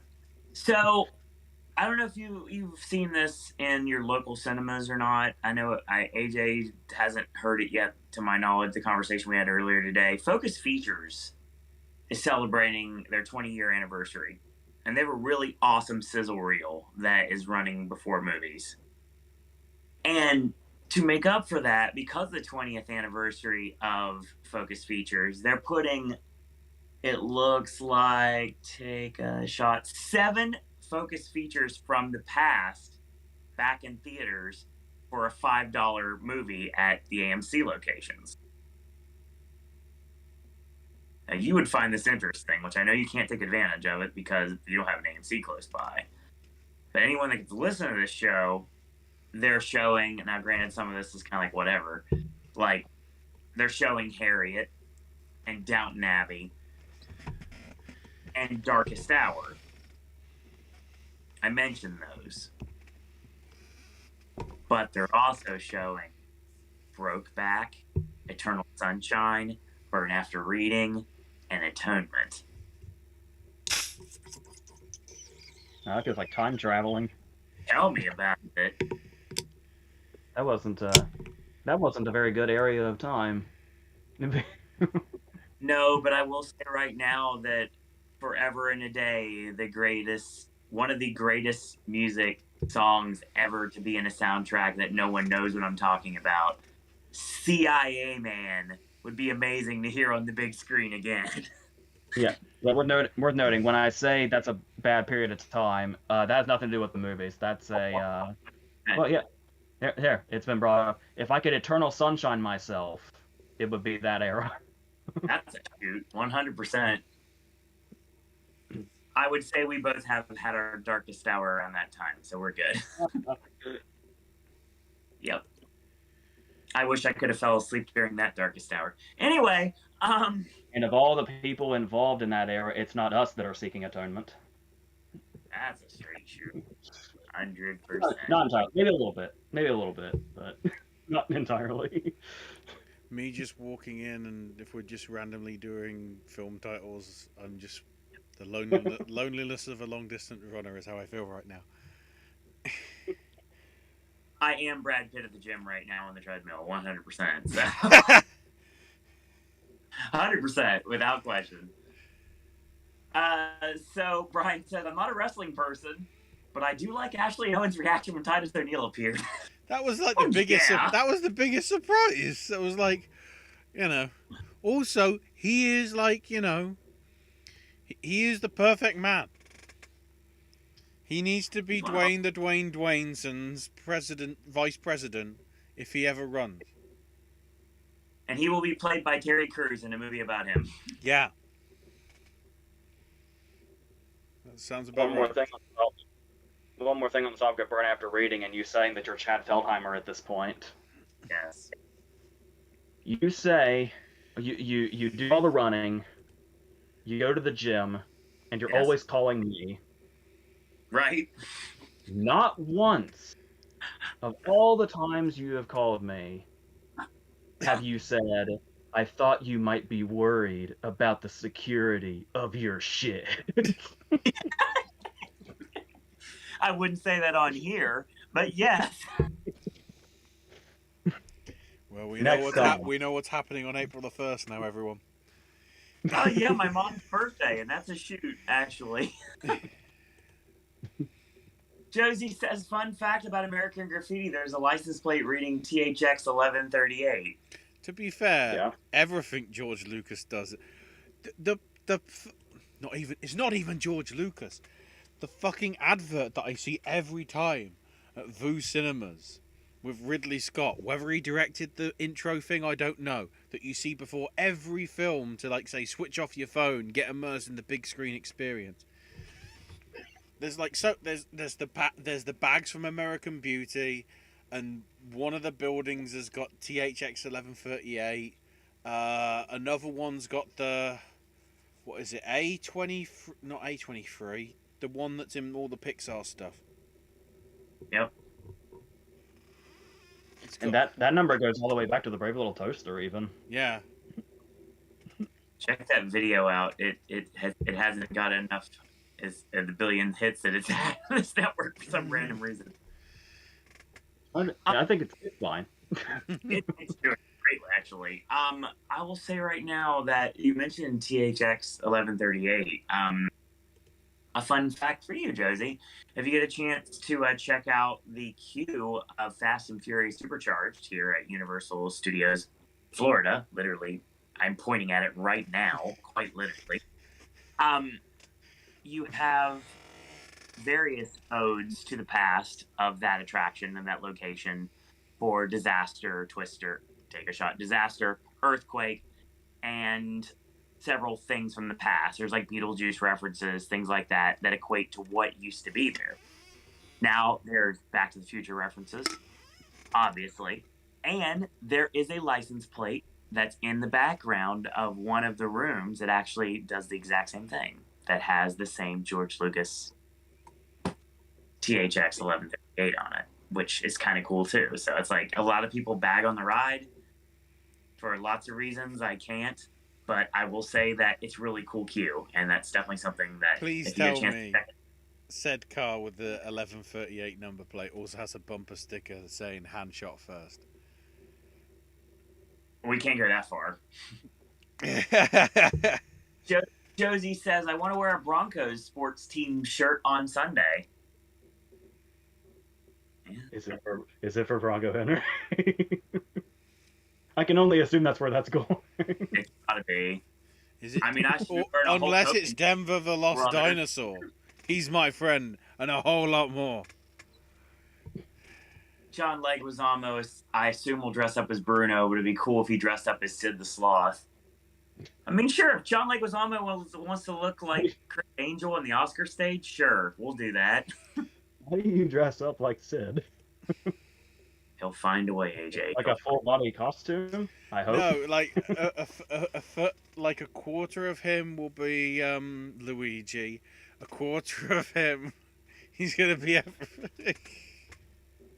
He's got a huge talent. Okay, wait. Okay, so he'll be Sid. he'll have the green hat, and then he'll have Bruno's cloak. Does that work? Sure. Hang on. Now I need to look at his filmography and try and work out what other weird characters he might be. As long as he has his monocle, his glasses, and his little like maverick get up from Moulin Rouge, we're good. Oh yeah, he's got to be on his knees. He has to be on his knees for sure. Like I said, he has a huge talent. Brian says, worst person in the world coming to Criterion in June. I was thinking the other day, I know I just talked about where the hell's Sound of Metal. Yeah. But I was actually thinking the other day, wondering how I feel about when movies like go like immediately to Criterion, when there's so many classics that still haven't yet. Kind of cheapens it, really. That they could be putting their resources towards. Because we know, like, every Wes Anderson movie is going to end up there immediately. And stuff like this. Like, Portrait of a Lady on Fire, I think, went straight there also. But there's still some stuff that really needs that treatment. Even before Sound of Metal.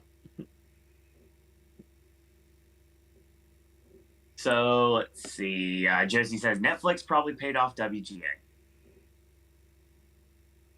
Hey, you never know. They couldn't pay off the Globe, so they had extra money. Good God. Jillian Renison, welcome to chat. I think I may have seen your name before, maybe once or twice, but I'm not positive. We have a lot of really awesome people in chat, some that we've never seen before, so welcome. Let's look out, because the last time somebody was in here, we didn't recognize it was a fucking actor, so... So we appreciate you bringing your commentary in the chat. You says, I'm wondering if I have a heart as Coda, if I have a heart. Coda was okay, warm enough, but I don't love it. Nominations deserved, but it's not ready to rewatch. It's fine, but not convinced it's Best Picture. I could see people saying it might seem a little cliche. Mm-hmm. People said the same thing about Green Book, and it actually won.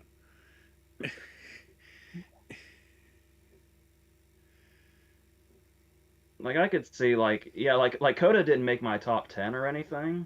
And I can like really appreciate it, but I can see if somebody like didn't find like, a real passion for it, but of course. I can also see why it's where it is now also, so I can see that from both sides now. I give you the thumbs up for that one. Thank you. Josie says, speaking of Joe Pesci, okay, I would love to see the fake noir franchise in Home Alone in full. Oh, Angels with Filthy Souls and Angels with Even Filthier Souls. Yep. I love how many people think that's a real movie. Probably because of that DVD or video copy that shows up on eBay every once in a while that looks so realistic. I think what makes it so convincing, especially, is I don't know that I've seen that actor in anything else. It's like he only exists inside Angels with Filthy Souls. Exactly. Just like nature intended. It does help. Yeah. Ooh, it's funny. I love that. So I'm just seeing on my Twitter. Talking about Ralph Foodie. Uh-oh. Ralph Foodie. He, well, actually, he's been in some stuff, but yeah, nothing major. Lots of stuff. I mean, he was a police dispatcher in the Blues Brothers. He was a drifter in Curly Sue, and he was a desk clerk in the Straight Talk Dolly Parton movie I always talk about. And he was Pittsburgh Man in The Babe. That's quite a filmography. Extra Johnny is his last role, and that was 1992. See, I would have thought it would have just been like all John Hughes movies, but Curly Sue's the only other one. He passed 7 years later. So, Yeah, so I was right. So yeah, he died in 1999. So his last movie was in 1992, and he was born in 1928. Thank you, Wikipedia. Something I just noticed on my Twitter feed, which is the first time it's happened in a while, the BBFCs had to actually cut a film. Apparently, Panama, which is the new Mel Gibson film, a cut was required to remove a scene of deliberate animal cruelty staged for the film. So I'm trying to work out whether that means that you're going to get the uncut, animal feel pain moment or whatever. Yeah, I'd rather not. Yeah, I know, but it's like the fact that it got forcibly cut rather than like we advise you to cut it yourself. That's a rarity. Everybody's all like, censorship, it's running rampant. I think it's okay here. There. Brian says, speaking of documentaries, where can I find Eyes of Tammy Faye's documentary from 2000? I found it by way of a Facebook link. Oh, what? The only way I ever found it. It was on somebody had posted it to their Facebook page, and that's where the link took me. That's very strange. I don't know. That link is still active. See that while I look into this. Josie says not many people even have Apple. Yeah, it's like Tidal. I don't know many people that actually have these products, but they're very popular. Apple released Tragedy of Macbeth, Josie mentioned, in IMAX. Wolfwalkers was Apple. So Smurfy Boy says, I changed the 2018 supporting actress lineup. Took out Stone because she's the lead with Coleman. Yeah. And Adams because I think it's a nothing role. Who would you give the other two nominations to? Let's look into this again. 2018. I'll go there. Out of like anybody? I guess so. I gotta see who my options would have been. So we did lineups that year. So yeah, I don't know where I put those though. Yeah, Ashley, get on that. I think you have those somewhere. Not all of them. I might have mine. But then it might help me if you have yours. I'm trying to remember what year that is. Where are you? Take a shot. 2019. So you're talking about, yeah, we're talking about 2019. So Beale Street, Vice, Roma, The Favorite, Marriage Story, JoJo, Little Women, Bombshell, things like that. Now take a shot. You kind of crossed gears there. I'm stupid. It's fine. Supporting. Okay. Billy, here's like nothing I can talk about here.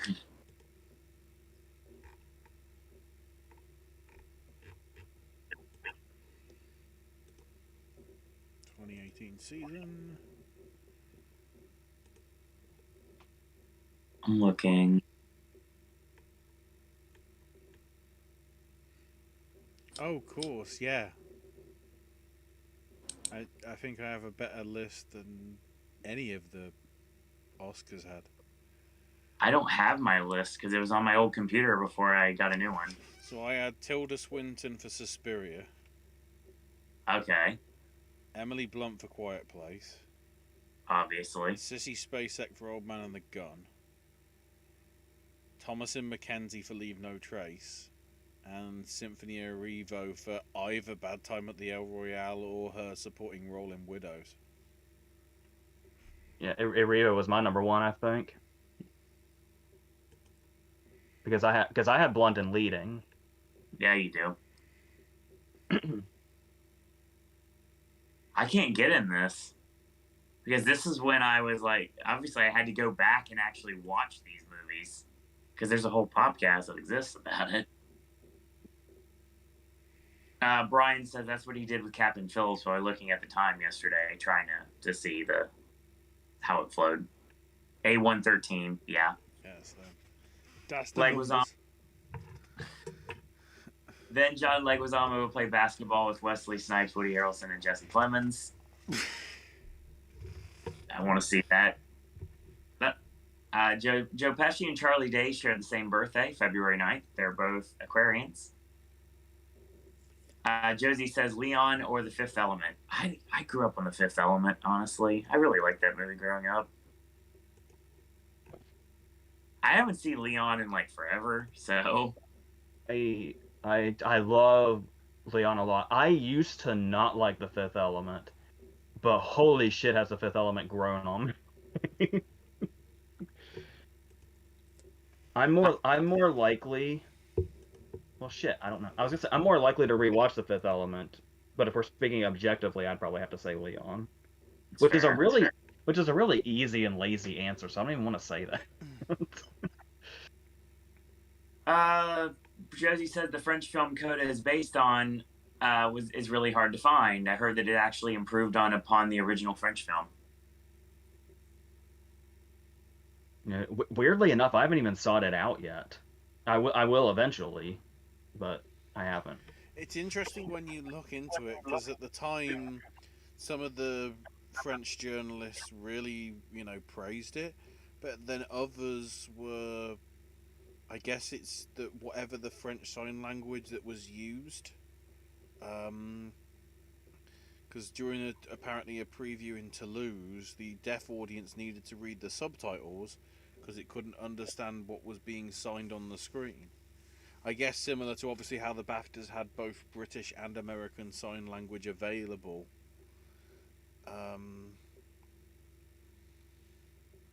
then of course, some of the people not being as happy that the lead, I think the ones that played the parents were actually not deaf themselves. Yep. And it's funny, you look at them, just looking at their image, they look just like Troy Kotsur and Marley Matlin, like what they would look like in like an indie movie. Honestly, they look very similar, except the guy kind of looks like a mixture of Troy Kotsur and Chris Elliott. But that's beside the point. You said that's what they look like in an indie movie. Coda is an indie movie, isn't it? I guess I'm just into this whole like Coda being like the front runner thing now that I don't see that, even though it is the case. Well, I was gonna say it has to be an indie movie. It was at Sundance, but wasn't something? Was it Jupiter Ascending that was shown at Sundance? It was something like out of Jupiter place. Ascending something if it wasn't Sundance.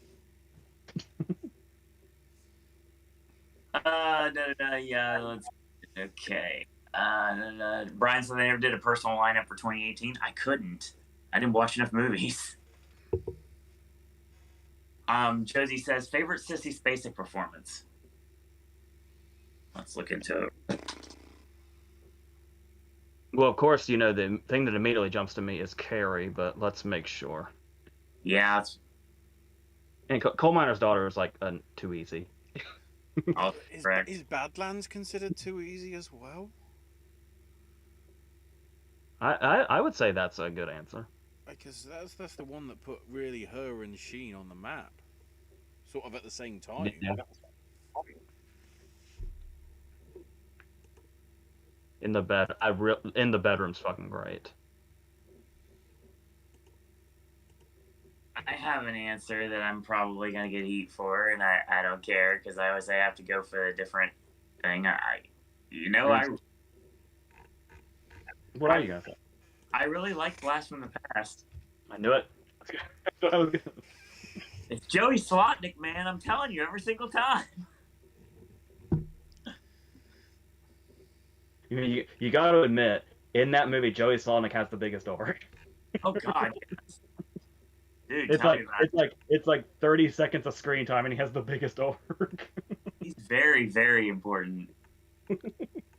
Josie says she's married to prod designer Jack Fisk, who worked on There Will Be Blood and collaborated with Terrence Malick. Yeah, he's one of the best in the business. I think I said that we were talking about their daughter. Mm-hmm. And yeah, I mentioned that Jack Fisk is like one of the best in the business. Brian says, I'm surprised you didn't a double nomination for Blunt in 2018. I think the only reason I didn't was I thought it would have been like favoritism, and it would have been like, clear bias. So I wanted to I went with the one that I prefer a little more, and that was that. But yeah, I'm the king of like bias, so I understand.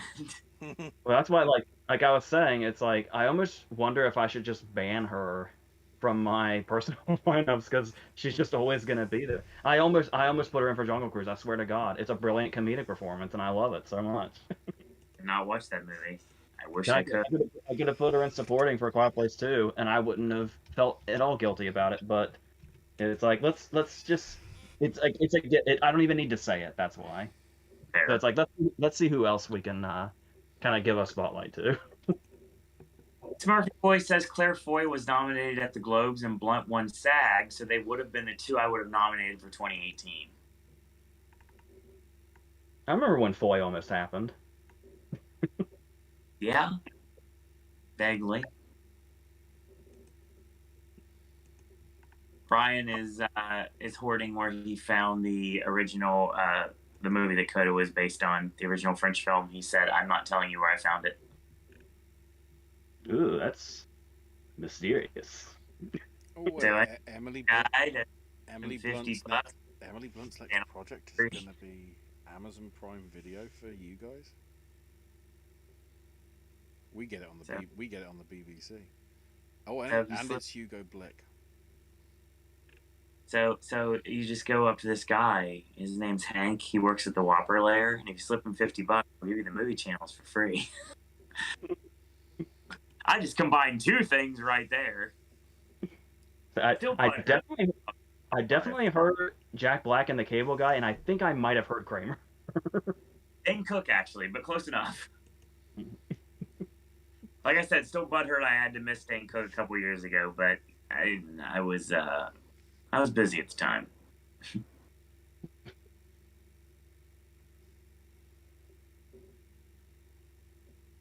So where are we now? Because there's one thing that hasn't come up yet.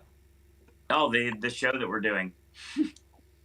Yeah, we still haven't actually just talked about the actual what went down at the guilds. We've pretty much done WGA, haven't we? Well, at least in terms of the picks. Just rattle. The only thing that we didn't bring up is how none of us got documentary when there was only 3. So of course, no. If only I said exposing Muybridge, I might have got a second point. Come on, it's once again, it's that Almost Famous love. Or I never would have went for Ben Fong Torres. And then at the PGAs, I guess it went obvious. Well, if you consider Coda obvious now because of what happened, they went with Encanto for animated, and they went with Summer of Soul for documentary. Still feeling like Summer of Soul could get dethroned. But I don't think it's as easy to say Fleet. I think it would be something that we're not thinking about at all. Attica makes the most sense, but I'm still not sure what I want to do with predictions yet. Because I was kind of side-eyeing Attica about this before it won DGA. Right. And like I was saying, for some reason, the more hardcore the imagery, the more they take to it. I still need and Attica's pretty fucking hardcore. I still need to actually try and catch Writing with Fire, given that that's like freely available over here because of the BBC broadcast last week. So considering how the official release, at least internationally, seems to be just on Apple and just from Monday after the ceremony. Murphy Boy brings up we're gonna have an aren't we, Smurf? I feel like you're setting me up for a fall right now. Why do you think Chalamet didn't get supporting actor nomination for Beautiful Boy? He was the early frontrunner to Ollie and Tiff and was nominated at Globe, SAG, BAFTA, and Critics' Choice. because people lost their fucking minds and went for Rockwell for a reason I still don't understand. Hot damn. You guys knew it was coming. Come on, seriously. My favorite is still the GIF we had up where he claps and it says "hot damn" like 10 times behind. Oh, please tell me. Hang on. Please tell me I still have that in the OBS I'm bank. sure you do. Is it still in the OBS bank? I mean, right now we're all about. I've only got a still image of it. I ain't got the GIF version of it, but there it is. AJ can seek it on the archive. And it just reminds me of the wonderful GIF of Nick Gage, Danhausen, and Orange Cassidy doing the thumbs up. When I said there was something we hadn't talked about yet, I will say how somebody just brought up Chalamet. I know you did. That's why I said I feel like I'm Ralph Wiggum right now. I'm in danger. I feel like I need to do the sand walk because I am delicately approaching this, trying to work out what sandworm is going to eat me. Okay, here's the thing. Okay, I think I figured out how I can control my emotions. Control your narrative, AJ. Control your narrative. I've already been to that show once. I ain't going back there again, Ashley. No! No!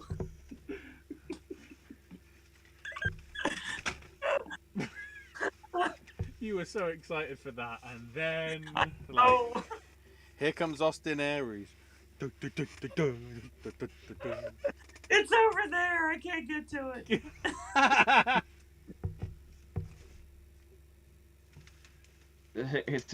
Here's I guess what's God. Here's I guess is what's gonna go down. Dang it. You can I don't know what's about to happen. I don't want to go there again. The thing fell behind my fucking computer, so it's like fallen, and I need it just in case, you know, we have a Nacho Libre tribute on the Academy Awards or something. I know it won't happen. Okay. All right, fine. Okay, well here's what's gonna happen. Instead of me blowing up or calling you names or talking about how I regard your knowledge of film and your opinions of film, you're gonna say how you feel about Dune, and then I'm gonna ask anybody watching a question. I think just a question. Speaking of getting in everywhere, I'm not getting the Oscar nomination. I'm still upset that Daniel Bruhl got snubbed. Says Murphy Boy. For Rush? Yes. That was I mean, it's hard we're going back to 2013. It's weird because the reason he missed was because of Jonah Hill, but I would never take Jonah Hill out. God, no, not at all. I would probably take Fassbender out. Yeah. For Daniel Bruhl. Because like I said, Fassbender is great, but Fassbender's also when Toby's just like really slows down. Josie, we can drop the Chalamet thing. It's bad enough I'm going to have to get my foot in my mouth in a minute. Josie says, one of my coworkers' sons looks like Timothy Chalamet. He works for NASA. And his initials are TC. I'm more stunned that you know somebody that works for NASA. Pretty awesome. Yeah, but Jennifer Tilly worked for NASA in moving violations, so anything's possible. Where do you work? NASA. I'm a rocket scientist. And then watch their clothes dance in zero gravity. No one got that reference, but it's coming to Popcast Movie Club one way or another. Okay. So, as I see, we're getting ready to find Dasher Hatfield again on the right-hand side of the screen. And I don't have my Dark Order mask because it's far away. I've always been 100% honest with you guys. When we did the rewatches, and I watched a specific movie that everyone, and I do mean everyone, including everyone on the panel, loved, and that was Black Panther. So I'm going to go that route because I think it's the best way to go into it. You guys know that I wasn't the biggest fan of it. Not that I disliked the movie. I didn't hate it. It's not like, I mean, it's not something I hated. It's just something I just couldn't get into. Before you say this, I just got to mention. Please don't hit. When we did our 2018 recap, where you caught up, was when you revealed how you felt about Black Panther. Yes. And I want to say it was maybe a week later we lost Chadwick Boseman. That's right. So be careful what you say. Thanks, Anthony. I could say something right now, but I'm not going to say it. I'll leave it to offline. You know exactly where I'm going with this. That ship's already sailed, sir. Not by my choice, but by theirs. So, I just couldn't. Josie says they both went to Columbia University. One of the schools at Columbia's Teachers College. This TC thing is just following this guy everywhere. That's good that the chat keeps talking because I want Ashley to hear this shit too. I know. I'm aware. Okay. Everyone knows that I hate streaming because I can't focus when I'm watching a movie at home 9 times out of 10. AJ should know this better than anyone because we watched hundreds upon hundreds of movies in my old place on a tiny computer screen. And when I got really bored and really out of it and I tuned out, unlike surveys where I couldn't just hit the middle button, I had this yo-yo. And I brought out the yo-yo and it helped me get through some really horrible stuff in like 2009 and 2010. Now, I'm not saying that this would have brought out the yo-yo, not specifically, but I kind of lost interest. Okay, and we're gonna pause there until Ashley gets back. That's fine. Because I need more than one voice to come after you. You've already came after me once. Everybody's gonna go after me in a second. Here, we usually start with Josie talking about what she's been reading. Yes. So while we wait for Ashley to come back, I'm gonna do that. Oh shit, there he is. Well, now that I've set this back up, really quick, my job right now, above anything else, I guess, is to watch all the streaming movies that came out this Friday, because there's a shitload of them. I think one on every streaming service came out this Friday. Video's coming out on Wednesday, by the way, guys. And I take care of this in the middle of the night because I just don't sleep anymore, because that's what my life is, I guess. So it, like, in the middle of the night, the internet just died. Wow. Completely and totally died. And was that way until this morning. So, do you remember the scene in The Cable Guy? When Carrie lands on the satellite and everything goes out, and there's that shot of Kyle Gass that just, like, majestically picks up a book, and it's like, oh! That's what happened. And I started King's book, Mr. Mercedes, which is the first in that trilogy. The one that leads into The Outsider and then If It Bleeds. And I just want to say how much I love procedural Stephen King. There's like nothing supernatural. The Outsider is going to get supernatural, I know, but this just being like something that feels all too real and is set in that is because King already makes the supernatural feel really real and like it's in the real world. And so when he's doing something that's completely set in the real world, that's like a very underrated King to me. So that's very exciting. Are you excited about watching the series? With Brendan Gleeson? Yes. A little bit, because I know that series tend to... They can start off well and then fuck things up. And that's what I'm worried about. Because it's already started and ended, right? So here's the thing about that, and the reason I know the existence of this, because Howard was watching it one day in the living room, and I walked in, and he told me a little bit about it, and I was like, oh, this is interesting. And that's the first time that's been mentioned outside of that, so I was like, I knew of the existence of the show, and I know how good the show gets and is. So the book, I'm sure, is going to be just as good, if not better. It's riveting now. Gleason's amazing in it, and I've just seen like a couple scenes. So yeah, it's definitely worth it. You'll enjoy it greatly. But before we go into when I get taken out here on camera, if Paul Atreides was an artist, he would be Paul Artreides. He would paint things after his dream visions. Josie, thanks for trying to prolong the inevitable. I appreciate this. You're a kind soul. Please do not rake me over the coals like this is Adam's Family Values. Well, like I said, you say your piece, and then I'll just ask a question to everyone watching, and then I guess we can go from there. Okay.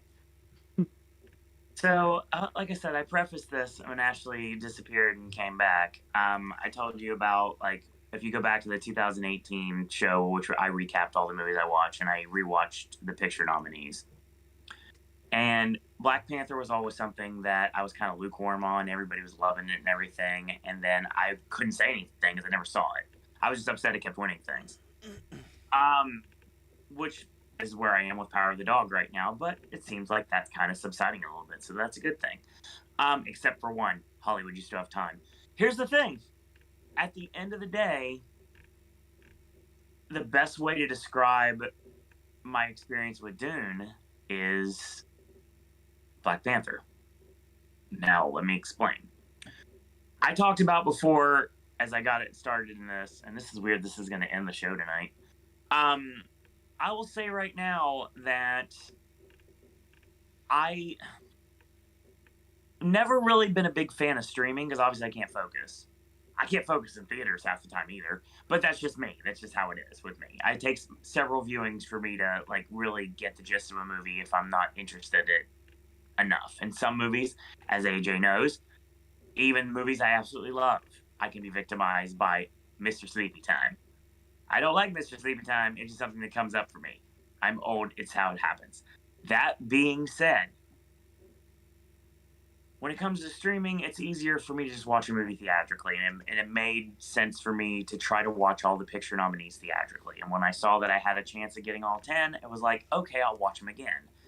And thankfully, AMC and Cinemark made that a possibility. Didn't watch any of these streaming, and that's why I hear all of this amazing praise for Turning Red right now, including the review that AJ just dropped. I really want to see it. Why can't I at least get a theatrical run for it? Thanks, Disney Plus, for ruining my life. That being said, thank you, Josie. You're a kind soul. The book I'm reading right now is Daughter of the Moon Goddess. It has a sequel coming out this November. I will have been in a house. What'd you say, AJ? That's a good title. Yeah. Whatever it is. Josie says I was lukewarm on Black Panther 2. You're not alone. Yeah, but wait till the shit you're about to hear. Oh, dear God. So another thing you should know about us, and I'll prolong this a little bit because Ashley's disappeared again, is AJ and I are very similar when it comes to our movie taste. Most of the time. There's not fairly often that we disagree on a movie. It's even lesser of a chance that we completely disagree on a movie. And as I've gotten these theatrical rewatches, I have made it to the last 4. I started the day out with Drive My Car. This was a 3-hour, 3-time movie day that was filled with eating food inside the theater while I was watching the 4th time I've watched the Batman, going to Gideon's before Dune, and watching Drive My Car, The Batman, and Dune before I have to work at 6 a.m. the next morning. So it was a long day anyway, and Dune was the last movie on the list. And I'll be honest, you just said this is your second viewing of Dune. I'll get to that. Tell them what you told me about Brolin. I'll get to that. You better fucking tell them. You better fucking tell them what you told me about Brolin. I have no reason not to. We've mentioned before I fall asleep during movies. It's just a certainty of mine. I asked AJ on the phone. I have no reason to hide this. I asked, I must have missed a lot because I don't even remember Brolin in the movie. That's a lot of the movie, sir. I'm aware. Moto I'm aware panakeku. now. Moto panakeku. I feel like I'm not in a safe place anymore. I was. Now I'm not. And I'm definitely getting further and further away from a safe place. Well, before you say your opinion, Owen, how do you feel about Ashley just quoting the WGA loser from last night? Hi. Hi. Hi. So many. Continue. I just don't talk anymore because I know where this is headed. The only thing that I think is, I mean, I enjoyed it. I don't think I enjoyed it as much as the original, but that's because we haven't got the complete thing yet. Maybe when we actually get to, I'm going to be more sort of invested in it fully. I appreciated the work that went into it, sort of thing. But then at the same time, when I hear, I'm guessing this is just a rumor because there's no confirmed thing yet. But allegedly, ABC are trying to sign up Brolin and Momoa to give out all the not Oscars that aren't going to be part of the ceremony, of which nearly all of them will be Dune. It was like, bar the shorts. It's a bit weird. I haven't heard anything about it since, so I'm hoping it's just, somebody trying to do some tomfoolery to get us even more interested in watching because, Minimata.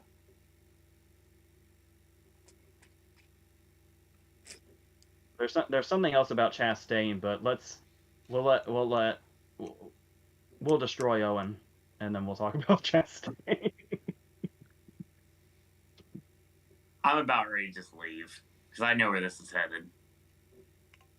You gotta say it exactly the way you told me what all your problems with it were. That's fine. Josie says, description of a daughter of a moon goddess. Growing up on the moon, Xingyan, that sounds right, is accustomed to solitude, unaware that she is being hidden from the feared celestial emperor who exiled her mother for stealing his Elixir of Immortality. When Xingyan's magic flares and her existence is discovered, she is forced to flee her home, leaving her mother behind. Alone, powerless, and afraid, she makes her way to the Celestial Kingdom, a land of wonder and secrets.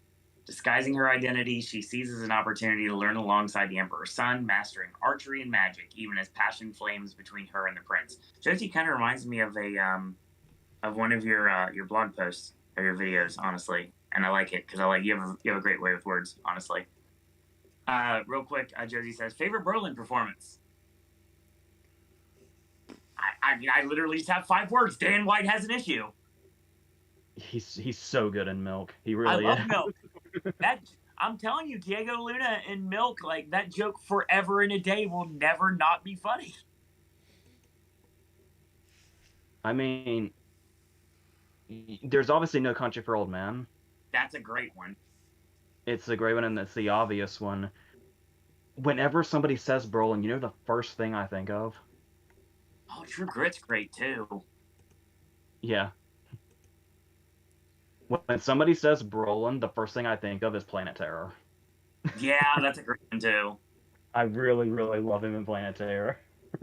Yeah, so many great ones though. I'm trying to think of.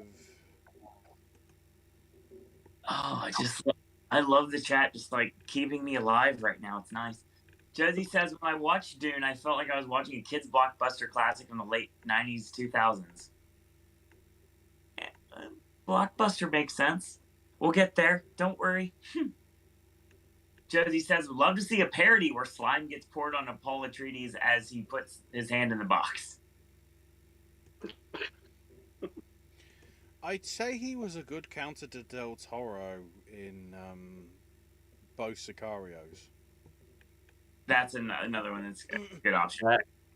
The interrogation scene at the beginning of the second Sicario is amazing. I want to say Power of the Dog, says Murphy Boy, can't win screenplay because they don't want to give Campion 3 Oscars in one night. But Bong Joon-ho won 3, so there's that. I think we may live in a world Campion's not winning anything on Oscar Sunday, but we don't know if that's the case yet. Yeah, because if anything, Power of the Dog's more comparable to 1917 right now. In more ways than one. No, again, I like Power of the Dog, so that doesn't work either. See, the big difference now is that 1917 won PGA, didn't it? Yeah.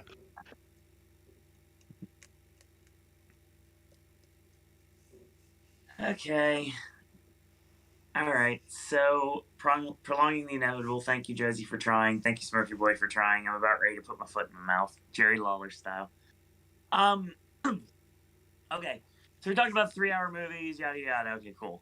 Drive My Car, great viewing. Got to watch it first. We talked about that a little bit ago. The Batman, fourth time, just like a Tarantino film. Every single time I watch it, it doesn't feel as long. Honestly, Batman's never felt its length, and I watched it at 11 p.m. on Thursday night, right after AEW tapings. I was wide awake, so that doesn't happen fairly often. I promised, and AJ knows above anybody on this planet, save a couple people, I don't break promises. As a matter of fact, there you go, AJ. There was a movie poster back in the day that there was money that was offered for said movie poster. And because I promised it to someone, I made sure it didn't get sold. I made sure it went to its rightful owner. So yeah, I don't break promises. And I told AJ, since he's somehow, some way, the biggest mark for Dune that exists now, don't know how or why. Well, not even close when you, but it's amongst us. On the network. Okay, fine. On the network, he's the biggest mark for Dune on the network, without question. There's people that treat Dune like a religion. Yeah. Oh, they're going to want to try to kill me in a minute. As I said last stream, I wonder if Hamaguchi will take the votes away that have gone to Campion. I'd like to see Hamaguchi take some votes, but I think trouble. That's the thing that reminds me immediately. I've said the Universal references because they make more sense to me. I promised AJ I'd give Dune a second rewatch, and I would give it my full attention. Stay away from the phone. Stay away from the Snapchat. Stay away from thought process running through my head, and just try to sit and enjoy the movie. So I did. And I asked him the question about Brolin because apparently I slept through a whole lot of Dune the first time I watched it. That's not even the embarrassing question I was talking about before. That's for a different movie. But we won't go there. Please don't. Now, the thing is, I got a lot of flack on here for I can't say hatred for Black Panther, but I didn't take to it like everyone else did. I can say the same about Dune. Please don't hate me. AJ knows what I'm about to say before I say it. And if you can like key me in on some things so I can make sure I say everything right, because I'm not leaving anything off the table here. I might as well say everything because I don't break promises. 'Tis the season after all. So needless to say, I don't break promises. So yeah, if you remember something, just like give me a little bit of like an Iggy, and I'll say my piece. It felt its length. I know that Star Wars came out after the fact, but obviously I know Star Wars more. I didn't know Dune growing up at all. It wasn't something that like captivated me. It wasn't something I really even know of its existence until AJ was like, "Hey, Dune's coming out." I was like, "Okay, there you go. That's it feels its length. The voice thing just drove me nuts, and I started making fun of it towards the end. I think it looks like a streaming movie that shouldn't have a theatrical release. It looks like an episode of Stargate SG from Showtime. The visuals can go from either like really amazing, but they become campy and they just don't look right to me. I don't know what it is.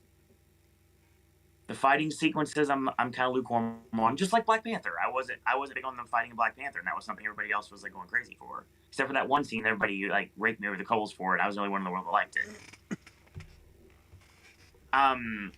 As AJ is about ready to attack me right now because he knows what I'm going to say. I just like one more thing to add to the effects. I said, which effects did you think were shoddy and which effects did you think were campy? And you said the ornithopters. The copter thing, man. It just like it turns into like someone's junk or something, and it's like it's weird flappiness. And I was like, I mean, I just thought it looked really hokey. I mean, maybe that's just me, and I know it's just me, 100%. But I didn't like it. That's what I said, including the scene where it dives, and you said especially the scene where it dives. Right. Yeah, Josie says the Stargate movie rules. Yeah, I know everybody's going to turn on me here. No one's going to talk to me after this, and I'm not going to have any friends anymore, like I did in the first place. But needless to say, it's one of those movie opinions that I'm standing on a mountain by myself right now, waving a small white flag. Coming to the defense, he did say Stargate SG-1, which is different to Stargate. Yeah. To be fair, it felt like a Showtime series that should not. I felt like I was watching literally not a movie, but a television screen, a giant screen screening a TV show. That's what it felt like. Screening the William Hurt version is what you're saying. Basically, yeah. I mean, I didn't care about the characters, and that's a problem I have with anything that's multi-charactered that I don't care for. I mean, Big Dave, I mean, like I said, I know he's going to be like a bigger deal. Like AJ was telling me, he's going to be a bigger deal in the next one. Obviously, I'm gonna kayfabe what I really said here, but AJ knows what I mean when I say this. I don't know where Zendaya is through most of the movie. Apparently, she's going to be important later on, as AJ informed me, but not nearly enough. She's still too busy being Michi. Thank you, Josie. Still one of the greatest memes ever. Josie said, "I still value you." Thank you, Josie. I appreciate that. You really have no idea how I appreciate that, considering the fact that I'm damning myself to love the network right now. The fighting sequences when Roman Reigns turned into Brendan Fraser, and I just he dressed like Fabio basically with like the pirate look and everything like that, and he was like fighting with like the knives and the weird like shield thing. I couldn't get into that either. It just came off kind of hokey. I don't hate it. I hate certain movies. AJ knows I hate certain movies. A lot of movies people like, I don't like. The shot of Zendaya in the desert reminds me of Maximus' wife in The Afterlife and Gladiator. It's another movie I don't like. But that's a biased one, honestly, because I'm still butthurt about that. But I mean, blame Russell Crowe. I'm sure you can, because that's the reason why. And that's the reason I can't look at certain actors to this day because of other performances they've done in the past. When people try to be a quote-unquote Antichrist superstar, it's hard for me to get that out of my head. But yeah. I mean, I didn't hate it, but I didn't like it. I see why people think what they do about it. I see why AJ likes it. I see why everybody likes it. I see why it's getting all its accolades. It's not for me. And some movies are just not for people. And honestly, I mean, I'm probably sounding like I am like stumbling over my words right now, but at the end of the day, I just wasn't a fan. I guess the best way to describe it was like the Ren and Stimpy reference. I'm like Mr. Horse. No, sir, I don't like it. I don't hate it, but I'm not a fan. what makes me really curious is that I didn't go into Dune with expectations because I went into Dune the way you did, as this isn't my kind of movie typically. Sure. And I was lukewarm to Blade Runner 2049, which everybody else thought was the second coming. I remember that. I never saw it, so I can't say anything. So if that's how I felt about these two, where I'm obsessed with Dune, and if I never saw Blade Runner 2049 again, I wouldn't miss it. Sure. I like it. It's a great achievement, but I wouldn't miss it. Sure. I'm curious what you would think of Blade Runner 2049. I don't know. I If it would be the reverse or not. We kind of got this segment that's starting on the network in the near future that may end up putting me to the test. I guess we'll see. I could very easily see you pretty much saying the same thing that you did about Dune. But like I said, at the end of the day, I don't hate Black Panther. I don't hate Dune. I don't hate Mad Max Fury Road. These are just movies I just couldn't get into. I didn't like Drag Me to Hell either, which I know I get a lot of crap for that too. But I know nowadays it seems like a lot of people are joining me on that group. So there's a lot of horror fans that didn't like Drag Me to Hell either, even though a lot of people, when it first came out, thought it was the greatest thing in the world. Just to be fair for you, the amount of people that in the past week are going, Drive My Car doesn't deserve all the stuff. You know, there are people out there that have obviously got their own personal opinions to things, and I respectfully listen to them. Mm-hmm. Then I never think about them again. You know the way that works. Drive My Car gets a picture nomination, gets all these accolades. People are going to say, oh my god, it's so overrated, it doesn't deserve this. But if Drive My Car was the exact same movie and got no nominations, people will be crying that movies like Drive My Car don't get recognized, and that's a travesty. The one that I saw is it Patrick Sandberg, who does like a lot of Taylor Swift's music videos and whatever? He said it's not Japanese cinema, and I'm like, did you see Shoplifters? It's not. I mean, it's got some of the same themes, not entirely, but it's sort of like a realistic depiction and not like anime bullshitted. You know, it is an elite a battle angel. It's got a very random, like, erotic undertone at the very beginning that goes absolutely nowhere for the rest of the movie, and then it kind of cycles back at the very end after we've watched everything that goes on throughout. So yeah, I feel like it's very Japanese cinema, honestly.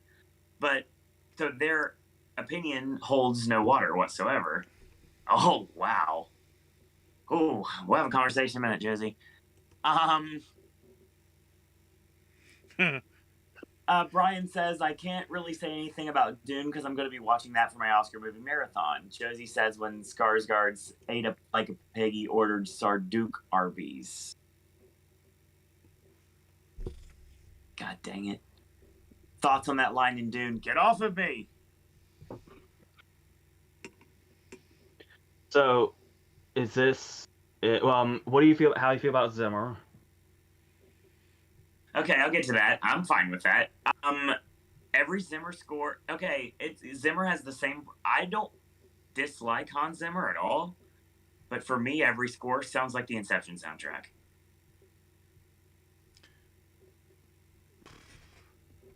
It's got that same booming quality that's like overpowering you, and that's a good thing. But I don't want him to win. He's going to. Yeah, I don't see he's not going to, but I don't want him to win. There were elements of it. I was trying to think whether there was elements of it in No Time to Die. Never saw that either. I can't say all I think about that is him just using we have all the time in the world as much as possible. I'm like, yes. Yes. Josie says, instead of B'nai Gesserit Sisterhood, how about B'nai Gesserit Knitting Club? You mean Bene Gesserit? Mr. I just saw the movie. I'm what it says. I've never seen it in print before. Oh, okay. That's fair. Sure, yeah. It's like hyperbole and hyperbole. Yeah. Oh, yeah. Well, God. Myth and meath. Yeah, that's another thing too around here. Brian says 2049. AJ. What about it? That's what he says. That's it. Josie says it's not your cup of tea, Owen. I get it. It's fine. Thank you. And then she chimes in with this. I got a lot of for hating 500 Days of Summer with a deep passion. Not only I absolutely love that movie, but I lived it. Don't anymore, but I did. I still do, in more ways than one. Josie says, but since that movie hasn't aged well, jokes on them back in the day. Haven't got a chance to rewatch it. Yeah. The thing that drove me crazy about 500 Days of Summer is that it seemed to feel like it was the only movie it was the only thing in the history of the world that acknowledged that The Graduate didn't have a happy ending. That's Wasn't true. wasn't that always obvious? Yeah. How smug. We'll talk about Jane Campion in a minute. Shoplifters is fantastic, says Jersey. Anime in Japan, box office wise, is like their version of superhero movies. I mean, I say it's not just anime, but the fact that I'm trying to remember the title of it. It got released, I think, for US audiences last week, but it was out the week before here. Yeah, Jujutsu Kaisen 0. There are a ton of people going to see that Saturday night. I was like walking by the box office as I was coming back from Gideon's going to Dune, and there were about 50 people that were in line trying to see that movie. Normally, when they have these, like for Dragon Ball Z Super, or I think they did it for Bell, but it was just timing. It was just impossible to sort of get to. They're huge over here. No, but it's normally on for a week and then it's gone. They're actually doing subbed and dubbed performances for a second week.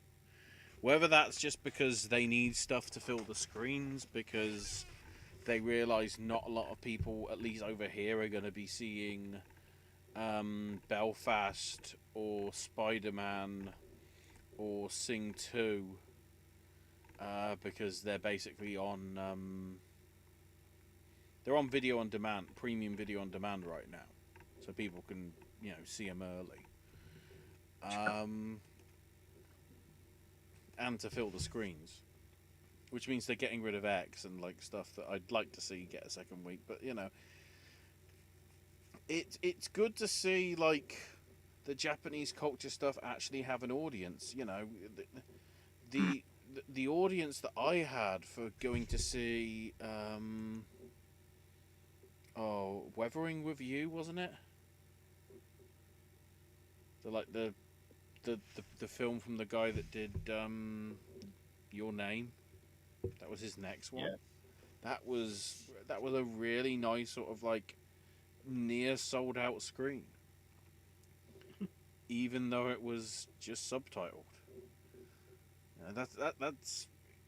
That's to me the pleasant thing, that people are still trying to actually see the subbed ones rather than the dubbed into English ones, because they don't want to be bothered to read the subtitles.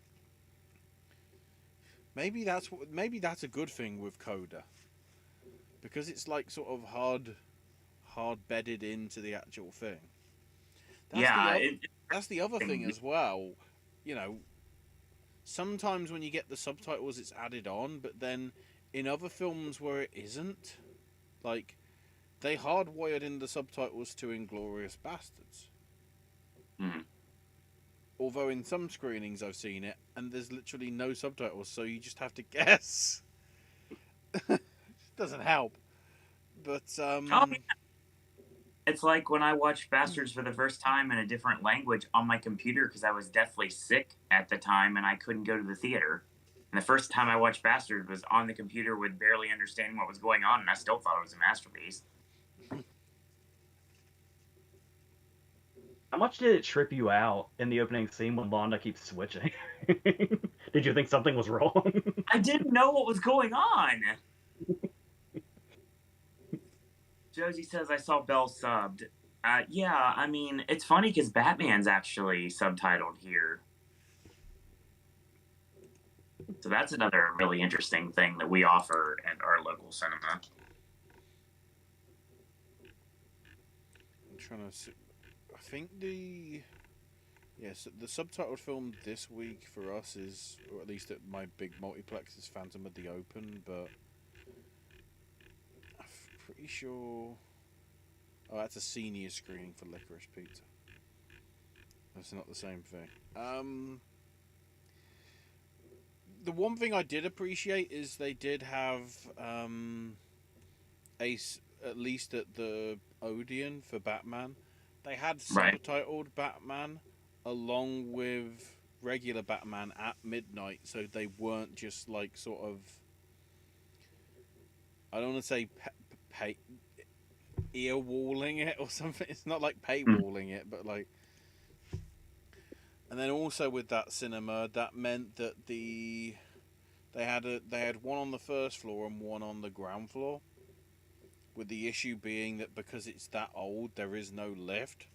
So if they did do a midnight screening, no person in a wheelchair would be able to go to like the big screen, but like one of the smaller screens that had the subtitled version would be able to. Right. It's always annoying when it's like when I went to these preview screenings of like, I mean, that's how I saw Parasite. That's how I saw I can't think of the list. Big Short first time. A bunch of films, and like some of the times, like AJ, do you remember Disorder? Or did that even come out? Or did that come out with a different title? I'm trying to remember. That title doesn't ring a bell. It's the one with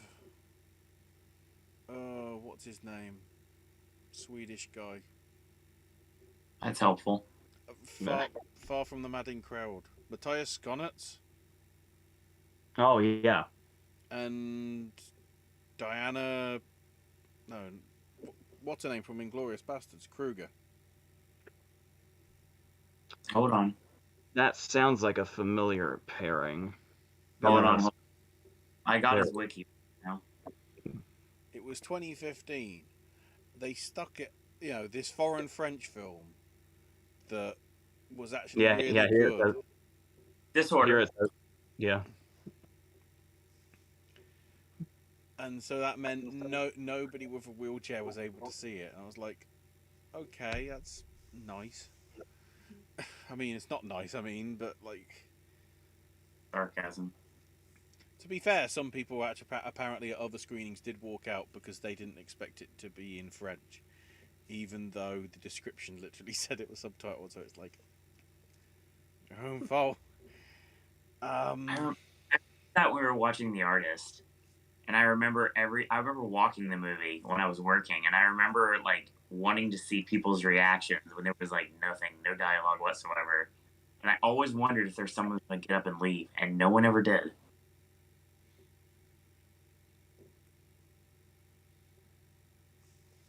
I mean, it's understandable when I see people, when they had a preview screening of Inside Out, a lot of people left because they were going to be seeing it with their kids anyway. Yeah, you remember you telling me about that actually a while back.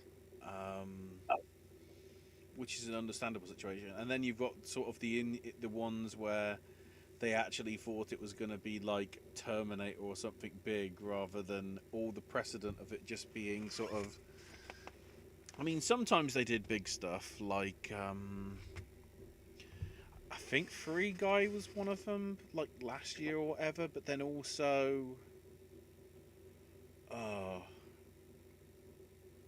trying to... I can't think off the top of my head. I have to bring up the list and whatever. But it was one that was, I guess, to some extent, Baby Driver?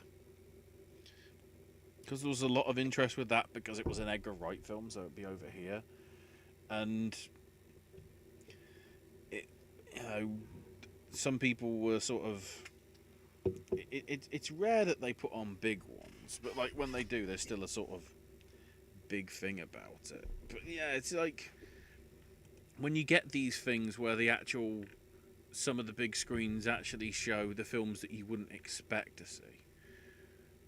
You know, that's the sort of like that is a reason for the thing. I said I think I said I can't remember if I said it on air or what was before air, but the fact that they're showing, Linklater's Apollo 10.5, despite the Netflix thing, is like I really like to go and see it, but it's just circumstances just mean it's a little too impractical to. But I'm pleased that it's actually getting the chance to be there, while all these other sort of big blockbusters take up half the screens some of the time. So, Josie says, interesting story. My first time seeing Spirited Away. We watched the first 20 minutes in art class last day of school. I was so hooked, I rented it and watched the rest of it. I had to. Sound of Metal was also open caption. Yes, I remember that. Yeah. Her story about Spirited Away is exactly my story with 2001. Nice. I mean, I had a really cool teacher. We got to watch, we watched Schindler's List. We watched Forrest Gump. I mean, I watched Citizen Kane in one college class. So, I mean, I got to watch some really good theatrical movies in a darkened classroom. Yeah, it might have been Lee Unkrich's Criterion video where he talked about the best thing about film school is seeing films. Oh, yeah.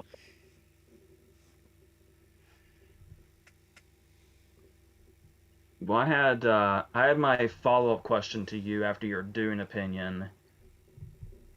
I was gonna just not ask it because I don't feel as aggressive today as I did yesterday. Maybe because I was hearing it freshly. Yeah.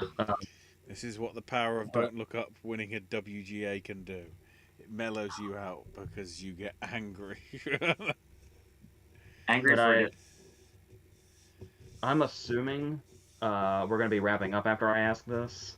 I would say so, because I mean, I don't have to work till 8, but yeah.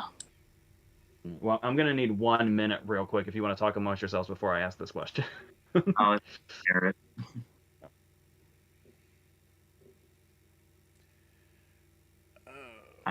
Oh no, I don't like where this is headed. Josie says we watched Last of the Mohicans in the auditorium.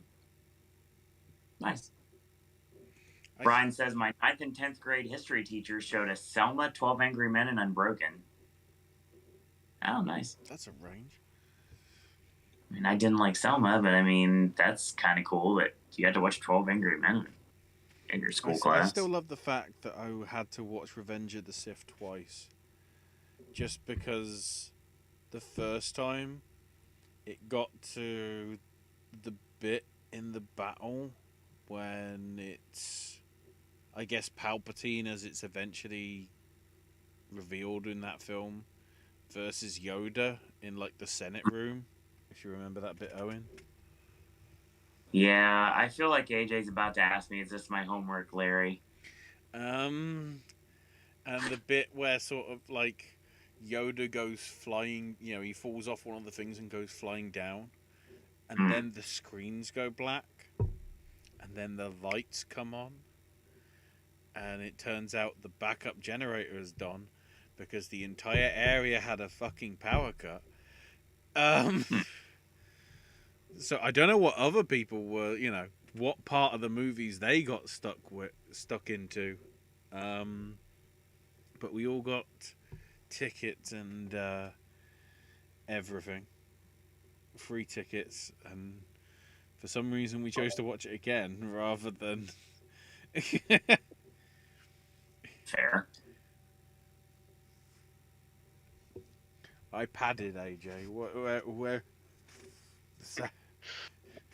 riddle me this question free. I don't What like this. is the laden weight of a sparrow. Here's the thing. When I Brian said that, Mockingbird and the Crucible in 8th and 10th grade English class. is that like Day-Lewis's Crucible? That was him, right? The one that Joan Allen got nominated for? 96. Yeah. So when I said that I felt calmer and not as aggressive about this, I was initially going to be directing this question at you specifically, Of course. but it's got me thinking now. So it's like, I guess instead of using it as a weapon against you, I'm just kind of asking it as a general, broader question.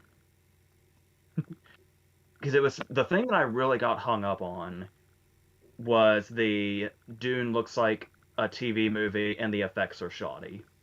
Is where I really got stuck. That's fair. So what I got to thinking was, once again, now, yesterday this would have been directed at you, but now it's just a general question. Okay. I would like to think that I've made it known enough that I don't, like, I encourage people to have other opinions, often dissenting opinions. We talked about, I was telling you yesterday after we had this conversation, the best episodes of Siskel and Ebert, and the reason Siskel and Ebert were so famous were the episodes where they fought. Correct. And they disagreed. So it can be really fun, people, and you can get like a dialogue going, and you can hear two sides. And I would never I'll shit talk people's opinions for sure, but I would never tell somebody to not have an opinion. Sure, of course. So with that in mind, is there ever a point where there's a line between an opinion and something objectively being wrong? Like if you let's take an example that neither one of us are that high on Nightmare Alley, right? But if somebody came up to us and said Nightmare Alley looks like a TV movie, that's just objectively wrong, right? That's not an opinion. There's opinions and there's just literally nonsense. That's falsification right there. Where is the line? Like when you say Dune looks like a TV movie and has shoddy effects, I don't think that's his opinion. I think that is literal nonsense.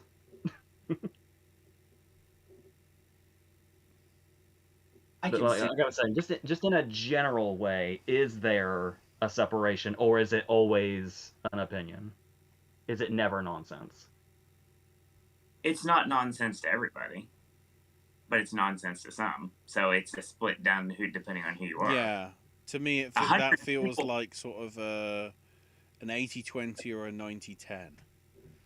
It's the minority that are really not have the same opinion as the majority. Right. With a fair few of you, that's one of the things. Like with a fair few of your comments, I agreed with you, Owen. But then when you went into the TV movie and the special effects, that's the only bit where I sort of was like, I don't agree with that. And that's fair. But at the same time, considering how it's half a movie, I understand why you sort of feel like it.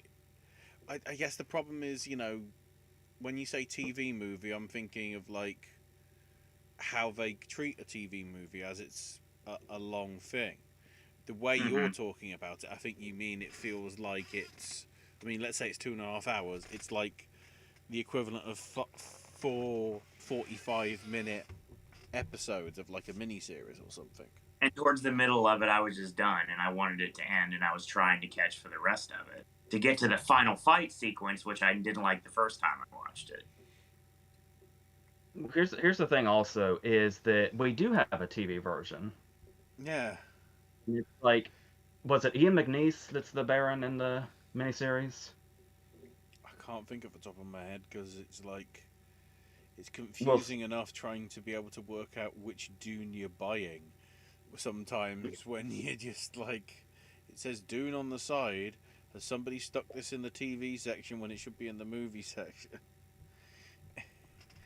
Yeah, I'm pretty sure it's Ian McNeice, so we'll run with that.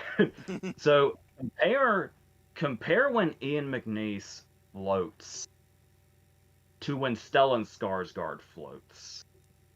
There's that moment especially that I like where he's coming across the table to Oscar Isaac, and his foot kind of goes down a little too early, and he kicks the table a little bit. Mm. That is a flawless effect. Made even more so that they intentionally did it out of focus. And it's like, compare that to an actual TV version, and that we have an actual TV version to compare it to. Right. It's so crazy to me that this would cross over. That's just the Baron floating is just one example. When people say, like, you know, what's so like, when you think about how great the effects are in Dune, literally the first thing I think of is the first thing you thought of for why they don't work. It's really weird. I know. And that's what I'm saying. That's the fascinating thing about opinions, sure, but it's, yeah. That's fair. I mean, before we end, I definitely want to go in a couple of last things. Josie says Crucible is one of my favorite plays of all time.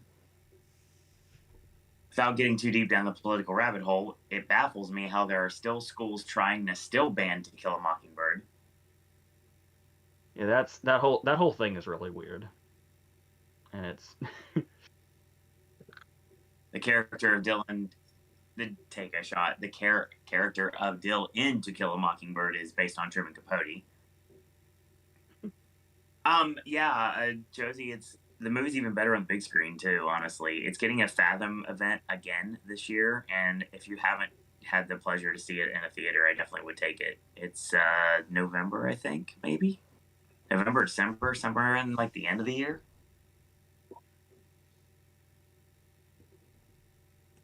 I think it's November, and then It's a Wonderful Life is December. That's right, yeah, because I'm more excited about Smokey and the Bandit in a couple months too. Yeah, because it was also November when we saw it in 2012. Because when we came out, the Twilight crowd was there in the lobby.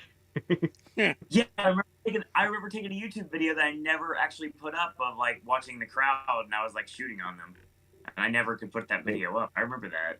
Which is crazy. I would have hated to be an employee that night because the lobby was full out the door for Twilight when we got out, and the To Kill a Mockingbird showing we were in was sold out. Yep. That was a crazy ass night. I remember when Twilight, what was it, New Moon, that came to Regal, and they were like, everybody in the world was in New Moon, and I was previewing Bolt in like an empty theater. It was definitely a Twilight movie. I don't remember if it was New Moon or not, but it was either New Moon or Eclipse. It was like during that time I was watching Bolt and getting paid for it, while everybody else in the world was watching Twilight. I think it would have been the first one because Bolt was 2008. Don't ask me why I remember the years that Twilight came out. That's Don't fair. Me too.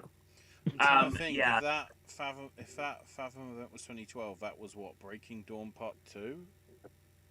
Yes. Yeah. I hate that I know that too. I have buttons. I'm only thinking back to that because at one of the blooming charity shops / thrift stores, whatever you want to call them, somebody had like literally 2-disc. It was just, I guess it was just dumped in there from somebody's collection. 2-disc Twilight, 2-disc New Moon, 2-disc Eclipse, 2-disc Tesco Special Edition Part 1, and then randomly the 1 and the 2-disc edition of Part 2. We're like, wow, that somebody didn't want them anymore. So this may affect some of you out there. We did mention the Fathom events. It's definitely something I recommend 100%, especially if you've never seen some of these classics on the big screen, or if you want to see them again. Totally worth it. I just saw the one for The Quiet Man on St. Patrick's Day. That's another movie I got to watch in a classroom. So yeah, that's a nice little tie-in. Yeah, I don't know how it holds up. I know, like O'Hara's character is like built up to be the I'm just as tough as him thing, but there's also a lot of unironic, like get in the kitchen kind of moments. It was, You mean I, Marion being Marion? Marion being Marion, of course. So yeah, 70th anniversary of Singing in the Rain next month on the 10th and the 13th. The movie that I like helped like mold my childhood, the Burton Leon Reynolds Jr. classic Smokey and the Bandit, which is going to be in the week of May 29th and the June 1st, as well as June 2nd. So those 3 nights they're going to be showing it. So looking forward to that. Whatever Happened to Baby Jane is playing in June on the 12th and 15th. Cabaret is its 50th anniversary. It's showing July 17th and the 20th. Star Trek II, Wrath of Khan, would be in September, the 4th, the 5th, and the 8th. October's Poltergeist 40th anniversary, another film that's great to see in a theater. The September 25th, the 26th, and the 28th. In the Heat of the Night's back on for its 55th anniversary on the 16th and 19th of October. I wonder why those days are important. Hi, AJ. Anyway, I'll definitely be there too. I'm sure you will. To Kill a Mockingbird's back on November 13th and 16th, which is the 60th anniversary. And like AJ alluded to, It's a Wonderful Life on December 18th and the 21st. So yeah. FathomEvents.com, if you get a chance to check them out, definitely do so. They've showed a lot of really great films in the past. We've seen a lot of great movies on the big screen that you never get a chance to see otherwise unless your local indie theater is showing like a reel-to-reel or 38 millimeter version of a movie, so which doesn't happen fairly often anymore, especially with everything being digital now. The girl who announced the nominees for Best Animated Feature said her favorite was the Twilight series. That's right. I remember that. I'm just looking at the Odeon that I guess is technically in the ME. They have a special screening of A Hard Day's Night. Nice. I don't know why. I mean, I don't care why. I mean, they do it. I could. I'll agree with that. The one I remember, but wasn't on. You know, it's not listed now because obviously it's gone past. But because I think British Black History Month is different to American Black History Month, but they decided as Black. It's weird that I don't think of it as a Black History Month style film, but they randomly had Blade on as part of the Black History thing. He is considered like the first major black superhero in a movie, isn't he?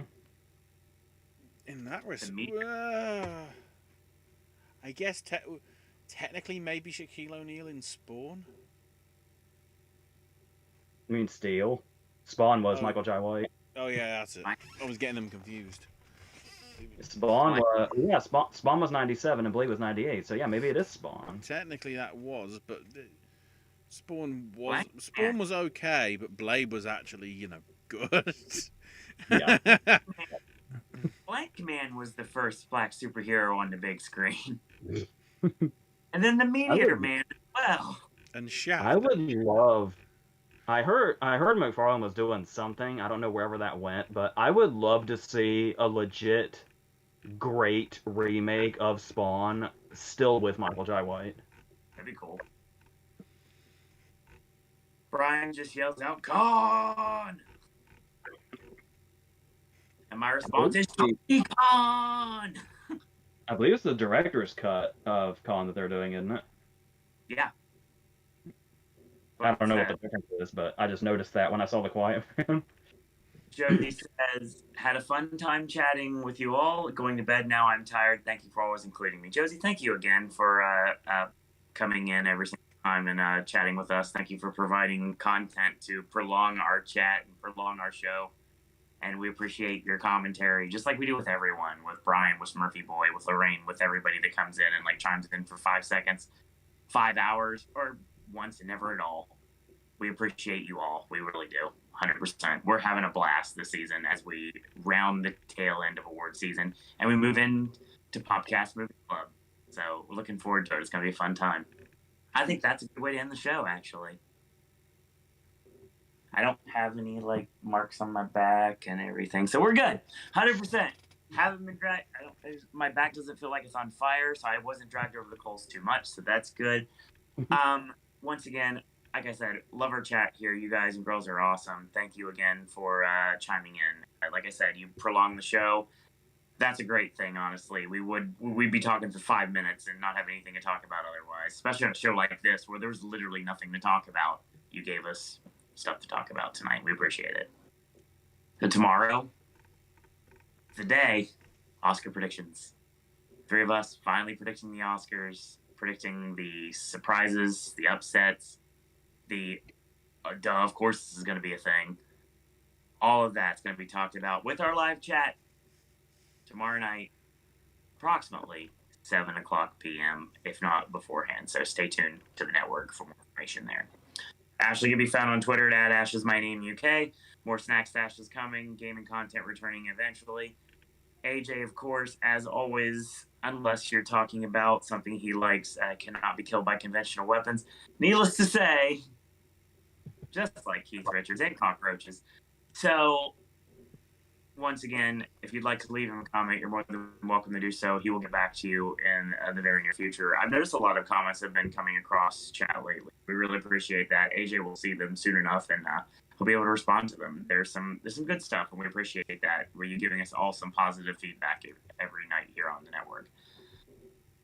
AJ's content going to roll around like he alluded to a minute ago. We got a packed AJ's movie reviews coming your way on Wednesday. Thursday, we're probably going back to the Final Voices of Liberty video for my birthday last year. So yeah, Aaron wished me happy birthday on stage. So that's something you're going to get to check out. The last 2 songs of voice. There's an entire full voices set. Friday's back to AJ's movie reviews. Saturday to be announced. Sunday, of course, will be our wrap-up show, and Monday is our Q&A, and let's talk about the PMC. So we're going to have some fun on this network. Lots of voices content, water parks content. Speaking of water parks content, just announced water parks are going to be headlining the Journeys Sad Summerfest 2022, which means it's going to be the second time that I've been to a music festival. Orlando Amphitheater, July 15th. Cannot wait. The week before Chris Rock. It's going to be a great time, so I'm looking forward to it. Follow me on Twitter if you like at Sir Owen Disney, and if you are inclined, go ahead and tweet Bubba Gump and ask why they blocked me on Twitter. Still don't understand it. Makes no sense at all. So, that being said, I want to thank you guys and girls out there for watching. Chapter, I'm still jealous that you're going to be the second person I know that has seen Chris Rock in person. Closer, I get bacon number the more I live in Orlando, man. 100%. By the way, if that dude, probably not, but if that other dude I know that met Chris Rock is watching this, I swear to God, dude, I'm going to get back to you soon. Nice. Yeah, I've been distracted by too many things for like the past 7 months. I'm sure everything is kind of like not really crashing down. There's a lot going on right now, but everything is going to kind of like wipe itself away slowly but surely, and we'll go back to just a regular normalcy here on the network. Back to Versus, back to AJ's movie reviews, back to a lot less work, but more work at the same time, but not nearly doing shows every single week. So that's going to be helpful as well. I got a lot of sipping snacks you guys haven't seen yet. I got at least like 20 on my phone right now that I'm still waiting for. I've done Nitro Pepsi. I've done Coke Starlight. I've done a bunch of new cereals. I've done a lot of Magic Spoon. There's a Liquid Death that doesn't even exist yet that I have to still do. So stay tuned for that. So that being said, I want to thank every guy and girl out there for watching tonight. We appreciate your patronage here on the network. As we move on to our next anniversary, which is May 1st, 2013, we started the shindig called Popcast Network, and we're getting closer and closer to anniversary day. So probably a special podcast that day, if I had to guess. That being said, I want to thank you guys and girls out there for watching. And until tomorrow, boys and girls, that's all we got to say about that.